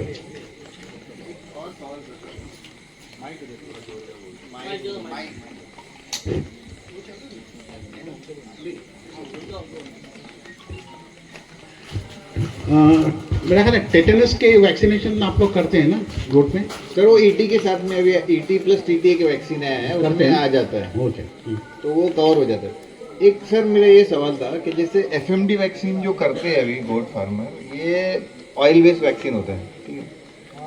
पहले एक वैक्सीन आता था रक्षा FMD, जो एलजेल वैक्सीन होता था, एल्यूमिनियम हाइड्रोक्सी जेल, जो ऑयल बेस्ड नहीं होता था, उससे पेन भी नहीं होता था, फीवर भी नहीं आता था, और जो ये भाई ने बोला कि जैसे गांठ वगैरह आती है वो नहीं आती थी। तो वो वैक्सीन अभी मेरे नॉलेज से वो अभी भी अवेलेबल है, ठीक है, तो उसके बारे में कुछ जानकारी देंगे सर? कैसा है कि फुट एंड माउथ डिसीज का जो वैक्सीन है उसके अंदर 3 से 5 स्ट्रेन रहते हैं, और उसकी जो एंटीजेनिसिटी है वो थोड़ी सी कम है। तो क्या करते हैं कि जब वैक्सीन डेवलप करते हैं तो उसमें एडजुवेंट डालते हैं। तो एडजुवेंट का काम है इसके जो वैक्सीन की एफिकेसी को बढ़ाना और एब्सॉर्प्शन स्लो करना, ताकि देर तक जो वैक्सीन का डोज है वो बॉडी को मिलते रहे और इम्यूनिटी डेवलप हो। तो उसके लिए पहले एल्यूमिनियम जो एडजुवेंट यूज़ करते थे, अभी ऑयल और अलग टाइप के जो एडजुवेंट आए वो इसलिए यूज़ करते हैं कि वो थोड़ा सा डेपो बने और स्लो एब्सॉर्प्शन हो, ताकि इम्यूनिटी ज़्यादा दे सकते। अब ये इसके अंदर एक ही प्रॉब्लम है कि मैन्युफैक्चरिंग में जहाँ भी डिफेक्ट है, पीएच में फ़र्क आया है वैक्सीन के, वहाँ पर घाटा थी। Thank you sir.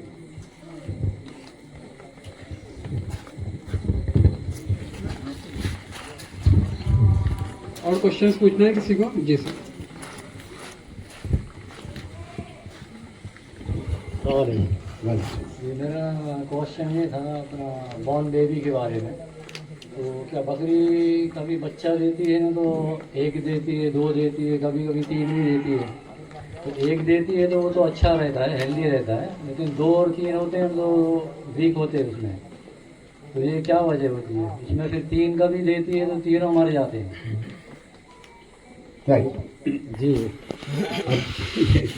क्योंकि यहाँ थोड़ा सा पलाई के लोग हैं, और जो पलाया बकरा आता है पालने के लिए, इसलिए मैंने जो बच्चों के ताल्लुक से, कीट के ताल्लुक से मैंने कोई जिक्र नहीं किया था। आपका सवाल बहुत अच्छा है। देखिए, जब एक से ज़्यादा जब उसके बच्चे अगर होंगे तो 2 चीज़ों का ख्याल रखना पड़ेगा। एक तो ये कि जब वो प्रेग्नेंट है, स्पेशली जब एडवांस प्रेग्नेंट है ना, तो उस वक्त में इसको आप क्या खिला रहे हो, क्या एनर्जी लेवल है, वो उसके ऊपर ध्यान देना है। अगर वो नहीं देंगे तो ऐसे जो बकरियां हैं जिनमें मल्टीपल कीड़ अगर है पेट में, तो उसमें जो है तो प्रेगनेंसी टॉक्सिमिया नाम का एक डिसीज़ है, वो भी इसके अंदर होता है, और उसके अंदर जो है तो बकरी काफ़ी वीक हो जाती है। और बच्चा पैदा होने के बाद में होता ऐसे है कि हम लोगों को ये पता ही नहीं चलता कि बकरी दूध कितना दे रही है और बच्चे को कितना दूध मिल रहा है। और ज़्यादातर ये जो बच्चे जो मरते हैं, इसमें एक तो ये होता है कि हाइपोग्लाइसीमिया होता है, उनमें ग्लूकोज लेवल ब्लड का एकदम डाउन हो जाता है, इसलिए कि उनको जितना दूध मिलना चाहिए वो दूध नहीं मिलता। और क्योंकि 3 बच्चे एक साथ हुए हैं तो इसलिए वो थोड़े से वीक भी रहते हैं, और वीक रहने की वजह से उनमें जो सकलिंग की जो ताकत है वो ताकत कम रहती है। तो ये जो किड मॉर्टेलिटी है जो अर्ली जो पहले हफ्ते की है, वो ज़्यादातर मिल्क की अवेलेबिलिटी रिलेटेड है। तो यहाँ पर अगर 2 से ज़्यादा अगर बच्चे हों तो उसमें जो है तो आपको एक्सटर्नली दूध आपको उसको बैठकर पिलाना पड़ेगा बच्चे को, ताकि उसको ज़्यादा दूध मिले। दूसरा ये है कि बकरी में दूध कितना है वो कैसे मालूम करेंगे कि कितना दूध दे रही है। तो एक तो तरीका ये है कि उसका पूरा एक बार आप दूध निकालें, उसको मेजर करें। दूसरा तरीका उसका ये है कि आप 2 बच्चे हैं, दोनों बच्चों का पहले वज़न कर ले दूध पिलाने से पहले, छोड़ दे, दूध पीने दे, दूध पीने के बाद में फिर वजन कर ले, जो डिफरेंस है जो बढ़ गया है उतना दूध इन्होंने पिया है, और अजम्पशन ये है कि 90% दूध जो उसके जो थन में था वो दूध बच्चों ने पिया है। इस तरह से आप निकाल सकते हैं कि दूध कितना है, और जो किट की रिक्वायरमेंट है कि अगर 1/10 जो बॉडी है उसका 1/10 ऑफ बॉडी वेट उसको दूध मिलना चाहिए। दूसरा उमूमन ये होता है कि हम समझ नहीं पाते कि जो दूध जो निकल रहा है वो बच्चे के लिए काफ़ी है या ना काफ़ी है। उसके लिए एक सिंपल ऑब्जर्वेशन का टेस्ट है कि अगर बच्चा बार बार माँ के पास जा रहा है, समझिए दूध पिया, वापस आया, फिर 20-25 मिनट बाद फिर माँ के पास जा रहा है, फिर थन को चूसने की कोशिश कर रहा है, इसका मतलब यह है कि उसका पेट नहीं भरा है, उसका दूध कम है। तो वहाँ आपको एक तो जो गैलेक्टागॉग जो मिलते हैं वो दे, थोड़ा सा फीडिंग के ऊपर आपको ध्यान देना चाहिए उसके बकरी के, ताकि उसका दूध बढ़े। तो ये सारे के सारे जो प्रॉब्लम है वो 90% रिलेटेड है फीडिंग से, दूध से। और जब भी आप जो बकरी का बच्चा है उसको आप जब दूध जब देंगे तो आप कभी भी ऐसे कप में या जो बगोना या पेल जो रहता है ना उसके अंदर मत दीजिए लीक करने के लिए। उसने लीक नहीं करना चाहिए, बच्चे ने दूध को सकल करना चाहिए। उसकी वजह यह है कि अगर वो सकल करके ये मसल्स का अगर कॉन्ट्रैक्शन नहीं हो रहा है तो वो जो दूध है वो दूध सीधा जाकर पहले स्टमक में जाएगा जहाँ बैक्टीरिया है, और वहाँ फर्मेंटेशन होता है, और वो फिर बच्चे को डायरिया लगेगा। डायरिया का जो मेजर जो प्रॉब्लम है वो आप किस टाइप कैसे दूध पिला रहे हो, टेक्निक ऑफ गिविंग मिल्क, वो इंपॉर्टेंट है। अगर बच्चा थन पे से डायरेक्टली चूस रहा है तो सकलिंग हो रही है और वो सीधा सीधा जो चौथा स्टमक है उसके अंदर जाएगा। अगर आप एक्सटर्नल पिला रहे हो तो बॉटल में और निपल से आपको पिलाइए, उसमें सकल करना। लूज मोशन बहुत ज़्यादा होते हैं, यही वजह है। लेकिन थन से ही पीता है ना बच्चा। अगर थन से आप पिला रहे हो, लूज मोशन अगर हो रहे तो आप बिल्कुल चिंता नहीं करिए। हम जो है तो जो छोटे बच्चे होते हैं उसमें अगर डायरिया अगर हो रहा है तो हम उसमें कुछ भी नहीं करते जब तक कि उसमें म्यूकस या ब्लड ना हो। जब म्यूकस और ब्लड होगा तो हम उसको बोलेंगे एब्नॉर्मल। नॉर्मली बच्चे का जो फीसिस है वो लूज रहना चाहिए, इसलिए कि उसका जो इंटेस्टाइन है उसमें अभी जो मेंगनी जो बनाने की जो ताकत है वो अभी पैदा नहीं हुई है। तो इनका जो फीसिस है वो पेस्टी रहेगा शुरू में। आहिस्ता आहिस्ता जब इंटेस्टाइन उनका डेवलप होगा तो फिर वो उसकी जो है तो डिहाइड्रेशन करके मेंगनी बनाएंगे। तो आप बिल्कुल चिंता नहीं करना, डायरिया हो तो आप अगर उस टाइम पर एंटीबायोटिक दोगे तो और ज़्यादा प्रॉब्लम क्रिएट होगा। वाइट कलर के होते हैं। हाँ बिल्कुल बिल्कुल, कुछ नहीं करिए आप। ग्रीन और वाइट। आई नो, ब्लड या म्यूकस अगर हो तो ही आपको समझना है कि एबनॉर्मल है और आपको दवा देंगे। और एक बच्चे को जो है ना फेस पे बहुत सूजा हुआ है, 1 महीना हो गया। सिर्फ फेस पे है? फेस पूरा मतलब एकदम अलग ही दिख रहा है इसका। तो एक काम करो ना, वो आपका रेडियोलॉजिस्ट है ना? जी। उसका ज़रा एक्सरे ले लो तो पता चलेगा कि वो बोनी स्वेलिंग है या फ्लूइडी स्वेलिंग है। जी। है ना, पानी जमा है या कुछ बीमारी ऐसी होती है कि जिसमें जो बोन्स होते हैं ना वो बोन्स में स्वेलिंग आती है, डिस्ट्रॉफी जिसको होते हैं, वो देख लेंगे हम लोग।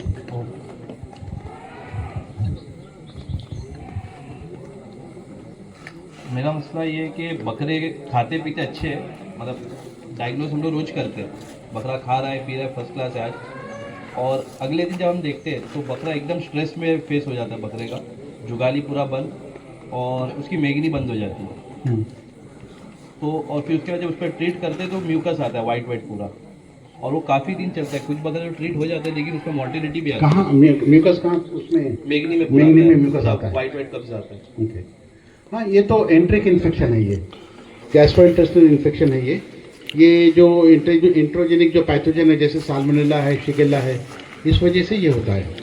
तो इसमें आप जो एंटीबायोटिक प्रेफरेबली आप जो है तो एमिकेसिन यूज़ करिए। इसमें जो मॉर्टेलिटी का जो मसला है ये इसी की वजह से मॉर्टेलिटी होती है कि जो एंट्रिक साल्मोनेला और शिगेल्ला ये टॉक्सिन प्रोड्यूस करते हैं, और ये टॉक्सिन बॉडी में जाने के बाद में एनिमल शॉक में जाके मरता है। इसमें कहते हैं कभी कभी बहुत लंबा प्रोसेस हो जाता है, मतलब 15-18 दिन तक भी बकरा इस चीज़ में रहता है, तकलीफ में। उसके बाद ठीक भी होता है, ऐसा नहीं जरूरी नहीं कि मरता ही है, इसमें ठीक भी हुए लेकिन मोर्टेलिटी भी मिली है। तो एक काम करो ना, एक बार जो जैसा जो लैब की जो बात हुई है जी उसमें आप एक स्टराइल आपका जो सैंपल है फीकल का, हाँ। वो भेज के ज़रा कल्चर करवा लो कि कौन सा बैक्टीरिया है, वो पता चल जाएगा और उसकी सेंसिटिविटी क्या है, तो फिर उस हिसाब से आप ट्रीटमेंट करवा सकते हैं। या तो सर फीड भी देखना चाहिए ना सर, फीड जो खिला रहे हो भी एक बार देखना चाहिए कुछ फीड में आ रहा है। हाँ, अभी कैसे है अशरफ के, एक तो पहले डिफरेंशिएट ये करना चाहिए कि कोई भी बीमारी अगर है तो वो कॉमन सोर्स प्रॉब्लम है क्या इंडिविजुअल प्रॉब्लम है। अगर फीड रिलेटेड होगा तो एक से ज़्यादा एनिमल्स में दिखेगा, अगर इंडिविजुअल प्रॉब्लम है तो एक में ही दिखेगा। आपके पास ज़्यादा अगर बीमार हो रहे तो या तो हवा, पानी या आप जो खिला रहे हो वो सोर्स है।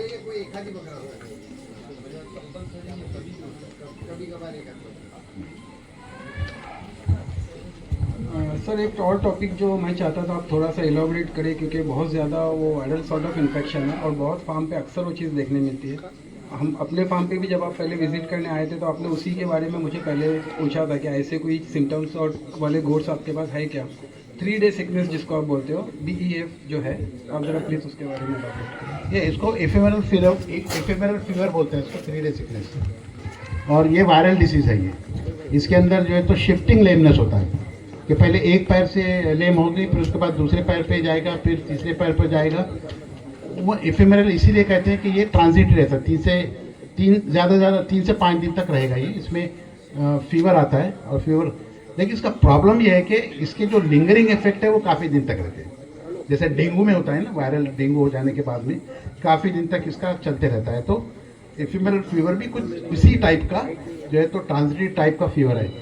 तो इसमें जो एंटीवायरल ड्रग जो आज अवेलेबल है वो आप नाइट्रोमिथिलिन ब्लू जो है वो आप 3 से 5 दिन तक आप पानी में डालकर 5 ml से लेके 7.5 या 10 ml तक जो बॉडी वेट है उसके हिसाब से आप उसको दे सकते हैं। जनरल जो मिथिलिन ब्लू का जो डोज है वो है 1 मिलीग्राम पर kg, तो उस हिसाब से 1% का कैलकुलेशन करके इनको बता सकते हैं कि कितना देना चाहिए। और एफेमेरल फीवर जब आता है तो ये आउटब्रेक के टाइम जैसे आएगा और काफ़ी जानवरों को होगा एक के बाद एक। तो इसमें बेस्ट ये है कि अगर आपके पास अगर 50 अगर एक फ्लॉक में जहाँ आपको एफेमेरल फीवर दिखाए तो आप 50 का डोज कैलकुलेट करो, 50 के पानी में डाल दो और दिन भर उनको उसी पानी को पीने दो, तो ये जो उसका जो स्प्रेड है वो भी स्प्रेड कम हो जाएगा। अस्सलाम वालेकुम। वालेकुम सलाम। तो मेरा सवाल ऐसा है कि बकरे की आंख पे पर्दा आ जाता है, तो उसके लिए क्या किया जाए? अभी किसी से मार लग जाती है तो पर्दा आता है, और मार नहीं लगती फिर भी आंख पे पर्दा आता है, उसका क्या करना चाहिए? नाक में अंदर क्या जी? आंख में जी हाँ हो, आँख वो केरेटाइटिस उसको बोलते हैं। इसकी जो ऊपर के जो कार्निया है उसकी बीमारी है वो। उसको आप नॉर्मल जो एंटीबायोटिक रहते हैं ना, एंटीबायोटिक विथ टेरामाइसिन वगैरह तो अपन डालते हैं उसमें। नहीं, टेरामाइसिन मत डालो। एक जनरल आप ये चीज़ रखो कि जो भी एंटीबायोटिक हम इंट्रामस्कुलर, इंट्रावेनस और ओरल देते हैं है ना, वो नाक में और कान में कभी भी इस्तेमाल मत करो। जी हाँ। उसके लिए जो अलग पॉलीमिक्सिन वगैरह इस टाइप के जो एंटीबायोटिक आते तो वो प्लस स्टेरॉइड जिसके अंदर हो, बहुत सारे आँख के जो ऑइंटमेंट आते हैं उसमें एंटीबायोटिक, पॉलीमिक्सिन या उस टाइप के जो एंटीबायोटिक है वो प्लस उसके अंदर एक स्टेरॉइड रहता है, वो दोनों कॉम्बिनेशन को आप इस्तेमाल करेंगे तो वो जो पर्दा है वो यूजुअली वो ओपेसिटी नहीं थी, कॉर्नियल इडिमा आता है, वो पानी जमा होता है वहाँ पर, उसका बैक्टीरियल इन्फेक्शन की वजह से होता है। दवाई का नाम वगैरह बताते हैं, इंजेक्शन का नाम बताते हैं? ठीक है, मुझे देखना पड़ेगा कि कौन सी मेडिसिन, बहुत विचार है अलग अलग। जी हाँ। एप्लीकैप नहीं अशरफ, एप्लीकैप नहीं, एप्लीकैप जो क्लोरोमाइसिटिन का आता है ना उसमें, हाँ उसमें स्टेरॉइड जो है वो। जी हाँ ठीक है, चलेगा। Thank you. लंबी लिस्ट है वो।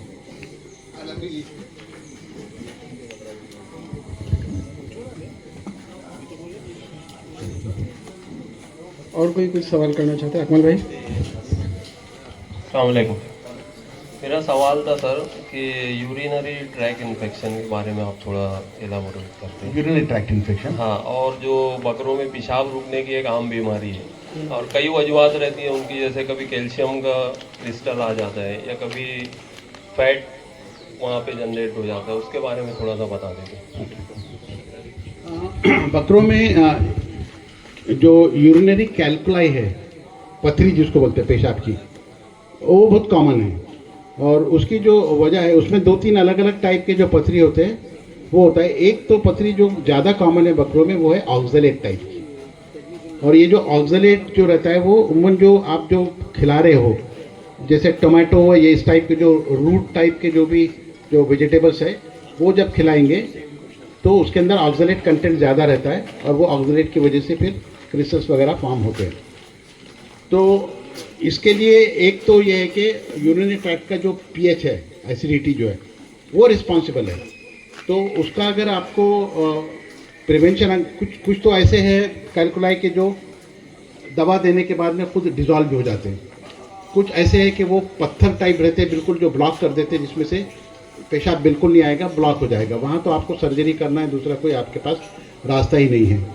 अब ये जो बाकी के जो है, इसके बहुत सारे यूरिनरी ट्रैक्ट इन्फेक्शन के जो मेडिसिन अवेलेबल है, ओरल हेक्सामिन वगैरह टाइप के, वो आप दे सकते हैं। उससे वो जो यूरिन का पीएच है वो चेंज होता है और आहिस्ता आहिस्ता वो क्रिस्टल डिसॉल्व होता है। आपको अगर मालूम करना है कि किस टाइप के क्रिस्टल्स है, सिलिकेट है या ऑक्सलेट है, तो उस टाइम पे एक यूरिन सैंपल अगर आप लैब में भेजेंगे तो माइक्रोस्कोप में देख के आपको बता सकते हैं कि कौन से टाइप का क्रिस्टल है, और फिर उस टाइप को डिसॉल्व करने के लिए जो मेडिसिन है वो दे सकते हैं।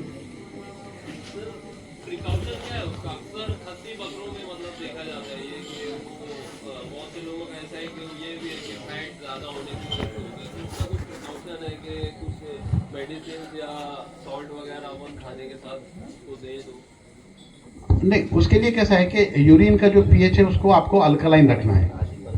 अल्कलाइन पीएच रखने के लिए आप अगर अपना जो फीड है उसमें सोडियम बाइकार्बोनेट अगर आप ऐड करते रहे, खाने का सोडा जिसको बोलते हैं ना, तो वो फिर यूरिनरी जो पीएच है उसको अल्कलाइन पे रखेगा। आप खस्सी में जो होता है उसमें होता कैसे है कि जब कैस्ट्रेशन करते हैं तो कैस्ट्रेशन में सिर्फ जो स्पर्मेटिक कॉर्ड है ना, जिसमें से स्पर्म जाने वाले, वही दबने चाहिए।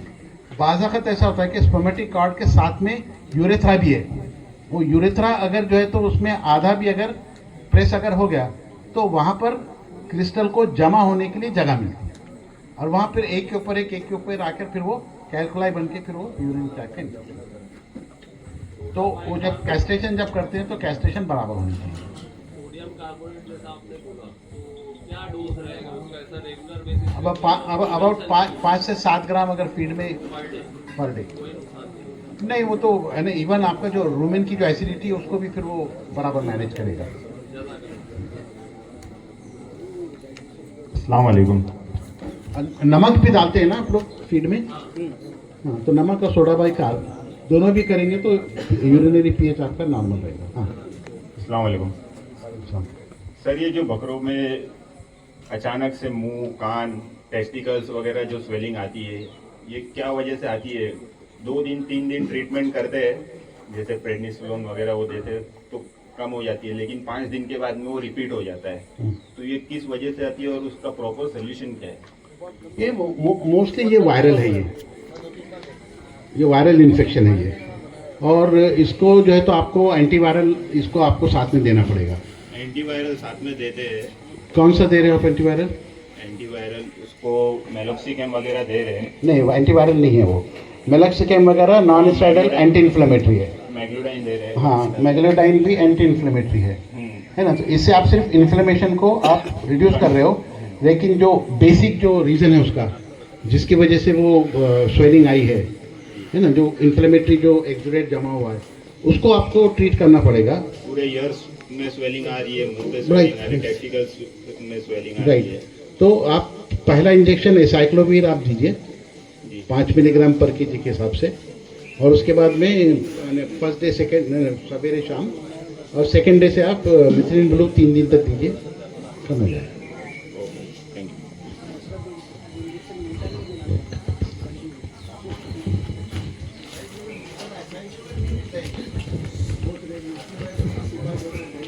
असाइक्लोविर इज अवेलेबल। किसी को भी अगर असाइक्लोविर इंजेक्शन जो एंटीवायरल इंजेक्शन है, जिसके बारे में सर अभी बात कर रहे हैं, ये वेट वाला जो एसाइक्लोविर है वो अवेलेबल नहीं है, बट ह्यूमन वाले एसाइक्लोविर अवेलेबल है 250 mg एंड 500 mg। वेट में बनेगा तो सर बनाएंगे और हाँ, बट ह्यूमन वाले अवेलेबल है। अगर किसी को भी रिक्वायरमेंट है तो आप मुझे टच करो, इंशाल्लाह मैं आपको प्रोवाइड करूँगा। नहीं, और जाके केमिस्ट को भी अगर बोलेंगे ना कि ये ह्यूमन मेडिसिन है, वो ह्यूमन ये समझता है कि वेटरनरी का पैकेज नहीं है तो आपको पता नहीं है अवेलेबल।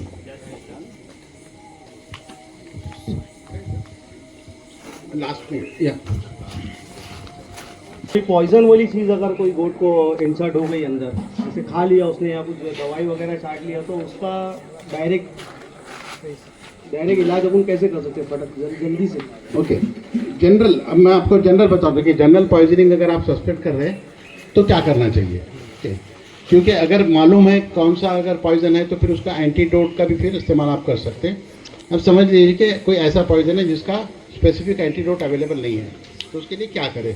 सबसे पहला तो काम ये करें कि आप चारकोल जो होता है ना, एक्टिवेटेड चारकोल, वो आप खिलाएं। एक्टिवेटेड चारकोल क्या करता है कि जाके जो भी टॉक्सिन है, जो वेस्ट जो है मटेरियल है, टॉक्सिक मटेरियल, उसको वो एब्जॉर्ब करके बाइंड कर लेता है। उसके बाद में साथ में आप मैग्नीशियम सल्फेट, आप जो डोज है थोड़ा सा बढ़ा के बकरे में अगर दे रहे हैं आप, तो 15 ग्राम से लेके 20 ग्राम मैग्नीशियम सल्फेट, और उतना ही अबाउट 10 ग्राम से लेके 15 ग्राम तक, वेट डिपेंड करता है, एक्टिवेटेड चारकोल ये देना चाहिए। कितने वेट पर कितना ग्राम? अब उसका इन जनरल जो ऐसे चारकोल का जैसे बाकी के ड्रग्स है वैसा कोई पर केजी के हिसाब से डोज अवेलेबल नहीं है, लेकिन आमतौर पे हम लोग ये बोलते हैं कि अगर 50 किलो तक का अगर आपका बकरा है तो आप 15 ग्राम तक आप एक्टिवेटेड चारकोल दीजिए। ये एक्टिवेटेड जो चारकोल है ना, ये एब्सॉर्ब नहीं होता है, ये पूरा बाहर निकल जाएगा। तो अगर एक्सेस भी चला गया तो कोई इसके अंदर हार्म नहीं है एक्टिवेटेड चारकोल में। ये कोयला है जिसको स्टीम करके एक्टिवेट किया गया है एब्जॉर्प्शन के लिए, तो वो और मैग्नीशियम सल्फेट। दूसरा, आप ग्लूकोज वगैरह इंट्राविनसली फ्लूइड वगैरह दें, ताकि अगर कोई टॉक्सिन ब्लड में अगर गया होगा तो यूरिन की तरफ से बाहर निकलेगा। साथ में कोई डायूरेटिक 2 ml जैसा लेसिस वगैरह जो डायूरेटिक मिलता है वो दें, ताकि रैपिडली जो टॉक्सिन्स है वो निकल जाए। दूसरा, उसके बाद में चूंकि डिटॉक्सिफिकेशन लीवर में होता है, इसलिए 3 से 5 दिन तक लीवर सपोर्ट के जो भी मेडिसिन अवेलेबल है वो आप दे सकते हैं। सर, एक्टिवेटेड चारकोल अभी मार्केट में अवेलेबल है, वेटरनरी की कई कंपनियां बनाती है और डोजिंग भी उन्होंने दिया है, तो कोई दिक्कत नहीं, आपको एक्टिवेटेड चारकोल की गोली भी मिल जाएगी, लिक्विड भी मिल जाएगी, और उस पर डोजिंग विकोल है, इंटास का एक आता है, चारकोल गोली आती है।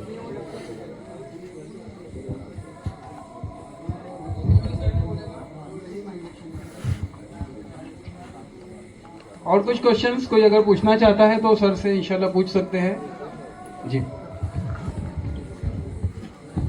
सलाम वालेकुम सर, जैसे टेटनस हो जाता है तो इसका ट्रीटमेंट ऑफन मतलब गोट्स में देखा जाता है कि फेल हो जाता है, एंटी इन्फ्लामेटरी और पेनिसिलिन वगैरह देते हैं तो ये ऑफन फेल हो जाता है। टेटनस इसका कोई प्रॉपर ट्रीटमेंट है? टेटनस का कैसा है कि ट्रीटमेंट अगर बहुत अर्ली अगर डिटेक्ट कर रहे हैं आप, यानी लॉग जा जो होता है ना, उससे पहले एक बार लॉग जा हो जाए तो समझ लो कि जो टेटनस के जो टॉक्सिन है वो नर्व तक पहुंच गए। अब उसके बाद में अगर आप एंटी टेटनस सीरम भी देंगे तो कोई फ़र्क नहीं पड़ने वाला। पेनिसिलिन वगैरह तो कैसा है कि वो अगर बैक्टीरिया है तो जो बैक्टीरिया उसी को किल करेगा, लेकिन ये जो बैक्टीरिया टॉक्सिन प्रोड्यूस करते हैं, और जो बीमारी होती है वो बैक्टीरिया की वजह से नहीं होती है, टॉक्सिन की वजह से होती है, और वो टॉक्सिन सीधा जाकर नर्व पे जाते हैं, और नर्व पे जाने के बाद में कोई भी ड्रग नर्व पर नहीं जाती है। तो थोड़ा सा डिफ्रेंशिएट करो कि अर्ली है क्या।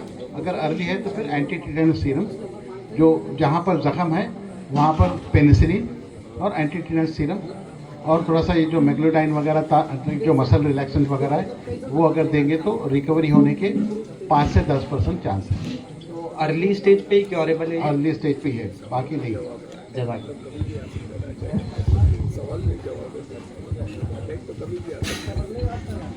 वालेकुम सर, जैसे डेक्सा है और अपना प्रेडनिसोल आइसोफ्लूड है, ये कौन सी बेसिस पे कैसे इस्तेमाल कर सकते हैं?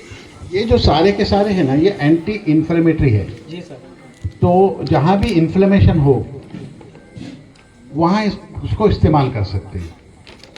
लेकिन एक चीज़ का ध्यान रखना है कि हर इन्फ्लेमेशन में आपको स्टेरॉइड इस्तेमाल करने की ज़रूरत नहीं है, इसलिए कि स्टेरॉइड के साइड इफ़ेक्ट्स भी है। तो सबसे पहले आपको नॉन स्टेरॉइडल जो एंटी इन्फ्लेमेटरी है उसको आपको पहले इस्तेमाल करना है। उससे पहले ये देखना है कि जो इन्फ्लेमेशन है वो इम्यूनिटी के रिलेटेड है क्या, इम्यूनिटी उससे डेवलप हो रही है क्या, तो उसको फिर एंटी इन्फ्लेमेटरी वहाँ देने की ज़रूरत नहीं है। तो अगर आपको सिंपल अगर इन्फ्लेमेशन है और वहाँ अगर आपको देना है तो आप सबसे पहले नॉन स्टेरॉइडल देंगे, और प्रेडनिसोलोन और बाकी के एंटीबायोटिक जब भी देंगे, स्पेशली प्रेडनिसोलोन, तो ये विड्रॉल डोसेस में देना चाहिए। अगर आप समझिए 5 दिन तक अगर देना है, क्योंकि फिर वो बॉडी जो है तो कॉर्टिजोल पर डिपेंड हो जाती बाहर के, और अंदर वो कॉर्टिजोल बनाना बंद कर देती। तो जहाँ प्रेडनिसोलोन आपने 7-8 दिन तक कंटिन्यूसली दिया और विड्रॉ किया, तो वहाँ पर हाइपोटेंशन होके बकरा गिर के मरने की चांसेस होते हैं। तो इसलिए इसको बहुत केयरफुली इस्तेमाल करना, कार्टिकस्लाइड को एकदम लास्ट में अगर लगता है आपको कि बाकी इन्फ्लेमेशन, स्पेशली अगर मेनिंजल इन्फेक्शन है तो आपको दूसरा कोई रास्ता ही नहीं है, आपको प्रेडनिसोलोन इस्तेमाल करना है। Thank you sir.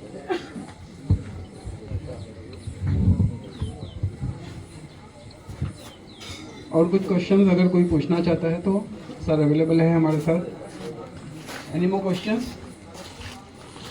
आप लोग में से अगर कोई और कुछ क्वेश्चन पूछना चाहता है तो सोचिए तब तक के। एक्चुअली आज का ये इवेंट जो हम लोगों ने यहाँ पे अटेंड किए, सेमिनार जो हम लोगों ने यहाँ पे अटेंड किए, ये पॉसिबल हो पाया क्योंकि हमारे आज के गेस्ट स्पीकर और chief guest Abdul Samad sir के साथ कम्युनिकेशन हो पाया। और हमारा कम्युनिकेशन अब्दुल समद सर के साथ जो हुआ, उसके लिए जो ब्रिज थे, जो बीच में जिस बंदे ने हमको सर के साथ इंट्रोड्यूस किए, वो हमारे आज के अशरफ भाई है, जो हमारे सेल्स मैनेजर है बीकोमिन फार्मा के। तो अशरफ भाई भी हमारे पास यहाँ प्रेजेंट है। आज के इस सेमिनार को ऑर्गेनाइज करने में भी उनका बहुत बड़ा सपोर्ट रहा है, और हमारा सर के साथ कम्युनिकेशन करने में भी अशरफ भाई का बहुत बड़ा सपोर्ट रहा है। तो मैं अशरफ भाई से भी रिक्वेस्ट करता हूँ वो प्लीज़ यहाँ डेस्क के पास आए, और सर प्लीज़ आप अशरफ भाई को भी थोड़ा सा एक बुके प्रेजेंट करके फेलिसिटेट करें।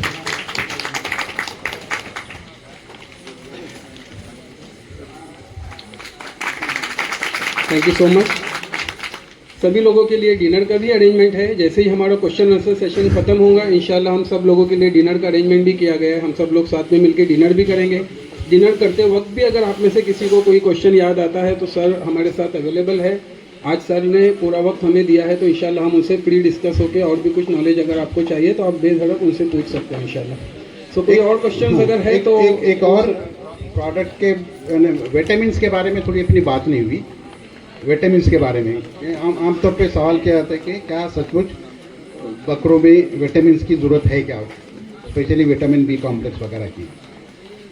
तो बकरों में जो ज़रूरत है वो है विटामिन ए और ई और D3। ये 3 विटामिन है जो बकरों में सिंथेसाइज नहीं होते, जो आपको बाहर से देने हैं। अब एक प्रोडक्ट है ये केविटोन, ये बड़ा स्पेशल टाइप का प्रोडक्ट है, इसलिए कि इसमें एक जो और एडिशनल चीज़ जो प्रोवाइड की है वो है आयोडीन, आयोडाइज। अब बहुत सारे कंपनीज क्लेम करते हैं कि उनके मिनरल मिक्सचर में आयोडीन है, लेकिन आप अगर टेस्ट करेंगे तो उनके प्रोडक्ट में आपको आयोडीन नहीं मिलता। उसकी वजह ये है कि वो पोटेशियम आयोडाइड का इस्तेमाल करते हैं, और पोटेशियम आयोडाइड कुछ दिनों के बाद में उड़ जाता है, लिक्विफाई होके उड़ जाता है, और वहाँ आपको कोई भी आयोडीन नहीं मिलेगा। तो इस प्रोडक्ट में आयोडीन भी एडेड है, और आयोडीन की बकरों में 2 चीज़ों की अलावा बकरों में 2 खासियत है। एक तो ये कि इनको आयोडीन की काफ़ी ज़रूरत रहती है, और आयोडीन रिलेटेड जिनकी बीमारी का कुछ बच्चों को आपने देखा होगा, छोटे बच्चे पैदा होते हैं, ये दूध उनके बड़े हुए रहते हैं, वो आयोडीन की डिफिशियंसी की वजह से होती है। स्पेशली ऐसे बकरियाँ जो वेजिटेबल मार्केट के आसपास चरते हैं और कैबेज वगैरह जो खाते हैं, उसमें थायरोटॉक्सिक मटेरियल होता है, उसमें आयोडीन की डेफिशिएंसी होती है, और ये जो थायराइड ग्लैंड है ये दोनों तरफ के ऐसे फूल जाते हैं। तो आयोडीन की रिक्वायरमेंट है। दूसरी कॉपर की रिक्वायरमेंट जो है वो बकरे में, शीप और बाकी के उनसे ज़्यादा है। तो ये एक प्रोडक्ट है जो आयोडीन, और आयोडीन बहुत इंपॉर्टेंट है। हालांकि माइक्रोग्राम क्वांटिटी में लगता है, लेकिन आयोडीन जो मेटाबॉलिज्म है उसको एक्टिवेट करता है। तो जहाँ भी आपको लगता है कि आप विटामिन ए D3 दे रहे हो, तो उसमें अगर आप आयोडीन भी अगर ऐड करते हो, तो इनका एक प्रोडक्ट जो केविटोन है, मुझे लगता है कि एक स्पेशल है जिसके अंदर आयोडीन है। मैंने बहुत कम ऐसे प्रोडक्ट देखा जो आयोडीन जिसके अंदर रहता है। अदरवाइज लोग वो ल्यूवाल्स आयोडीन और बाकी के आयोडीन जो यूज़ करते हैं उसकी बायोअवेलेबिलिटी बहुत कम है। और दूसरा एक जो अच्छा जो प्रोडक्ट है मैग्लोरेक्स है, जो हम लोगों की बात चल रही थी, मैग्लोमीन है ना, फ्लोनेक्सिन मैग्लोमीन, ये भी जो प्रोडक्ट है ये पहली बार जो है तो इंडिया में मैंने लोगों को, जो कंपनीज वाले उनको बताया था कि आप इसको इंट्रोड्यूस करो इसलिए कि एंटी हिस्टामिनिक और बाकी के जो सारे ड्रग्स जो अवेलेबल थे उसमें ये नहीं था। जबकि जो यूरोप में और यूएसए में सबसे ज़्यादा चलने वाला जो एंटी इन्फ्लेमेटरी जो सेफेस्ट है जो एंटी हिस्टामिनिक है वो है फ्लोडेक्सिन मैग्लोमीन। तो ये भी इनका जो है तो मैग्लोरेक्स नाम का प्रोडक्ट है, वो भी काफ़ी आप इस्तेमाल कर सकते हैं। फ्लोडेक्सिन जो मेलाक्सिकैम वगैरह टाइप की जो एंटी इन्फ्लेमेटरी यूज़ कर रहे हो आप, तो उसको आप जो है तो फ्लोनेक्सिन भी आपको, ये रिलेटिवली सेफ़र है बाकी के सारे जो मेलाक्सिकैम वगैरह है। आप देखिए कि आहिस्ता आहिस्ता जो डाइक्लोफिन टाइप के जो जैसा निमोसलाइड है, डाइक्लोफिन है ना, मेलाक्सिकैम है, ये जितने भी जो ड्रग्स है ये बड़े टॉक्सिक भी हैं। इवन ह्यूमन के अंदर नेफ्रोटॉक्सिसिटी रिपोर्टेड है, ज़्यादा अगर उस टाइप के ड्रग लेंगे तो किडनी फेलियर होते हैं। तो उसी तरह से वो भी जो है ड्रग है वो नेफ्रोटॉक्सिक है, तो उसका भी इस्तेमाल थोड़ा सा आप ध्यान से आपने करना चाहिए। तो ये दो प्रोडक्ट है जिसके बारे में स्पेसिफिकली मुझे आपको बताना था। सर जैसे आपने आयोडीन डिफिशिएंसी के बारे में बताया, तो अगर हम हमारे गोट का जो डाइट है उसमें आयोडाइज सॉल्ट का यूज़ करते हैं तो वो कुछ हद तक आयोडीन की डिफिशिएंसी को कंट्रोल कर सकता है क्या? तो इंसिस्ट ये करें कि आप पोटेशियम आयोडेट का इस्तेमाल करें, या नहीं तो जो आयोडाइज्ड जो सॉल्ट है, आयोडाइज सॉल्ट में पोटेशियम आयोडेट है, उसको भी इस्तेमाल कर सकते। सर अभी जैसे कि पहले हम लोग मिनरल मिक्सचर वगैरह नहीं इस्तेमाल करते थे, तो अभी आपके हिसाब से अगर उसको हम इस्तेमाल करते हैं तो क्या बेस्ट टाइम है या कौन सा ब्रांड आप रेफर करेंगे, ऐसा कुछ? नहीं, एक तो यह है कि मेरे लिए ब्रांड बताना ज़्यादा अच्छा नहीं है। नहीं ठीक है, आप जो है तो एक तो यह है कि जैसे मैंने बताया कि आपका कोई अगर न्यूट्रिशनिस्ट है जी, तो आप बैठ के पहले आपका जो फीड फार्मूला है जी, उसमें कितना कैल्शियम है, कितना फास्फोरस है, कितना मैग्नीशियम है, ये एक सिंपल एक सॉफ्टवेयर अवेलेबल है यूरोप का। ओके, उसके अंदर अगर आप डालेंगे कि मैं ये इतना दे रहा हूँ, ये इतना दे रहा हूँ, तो वो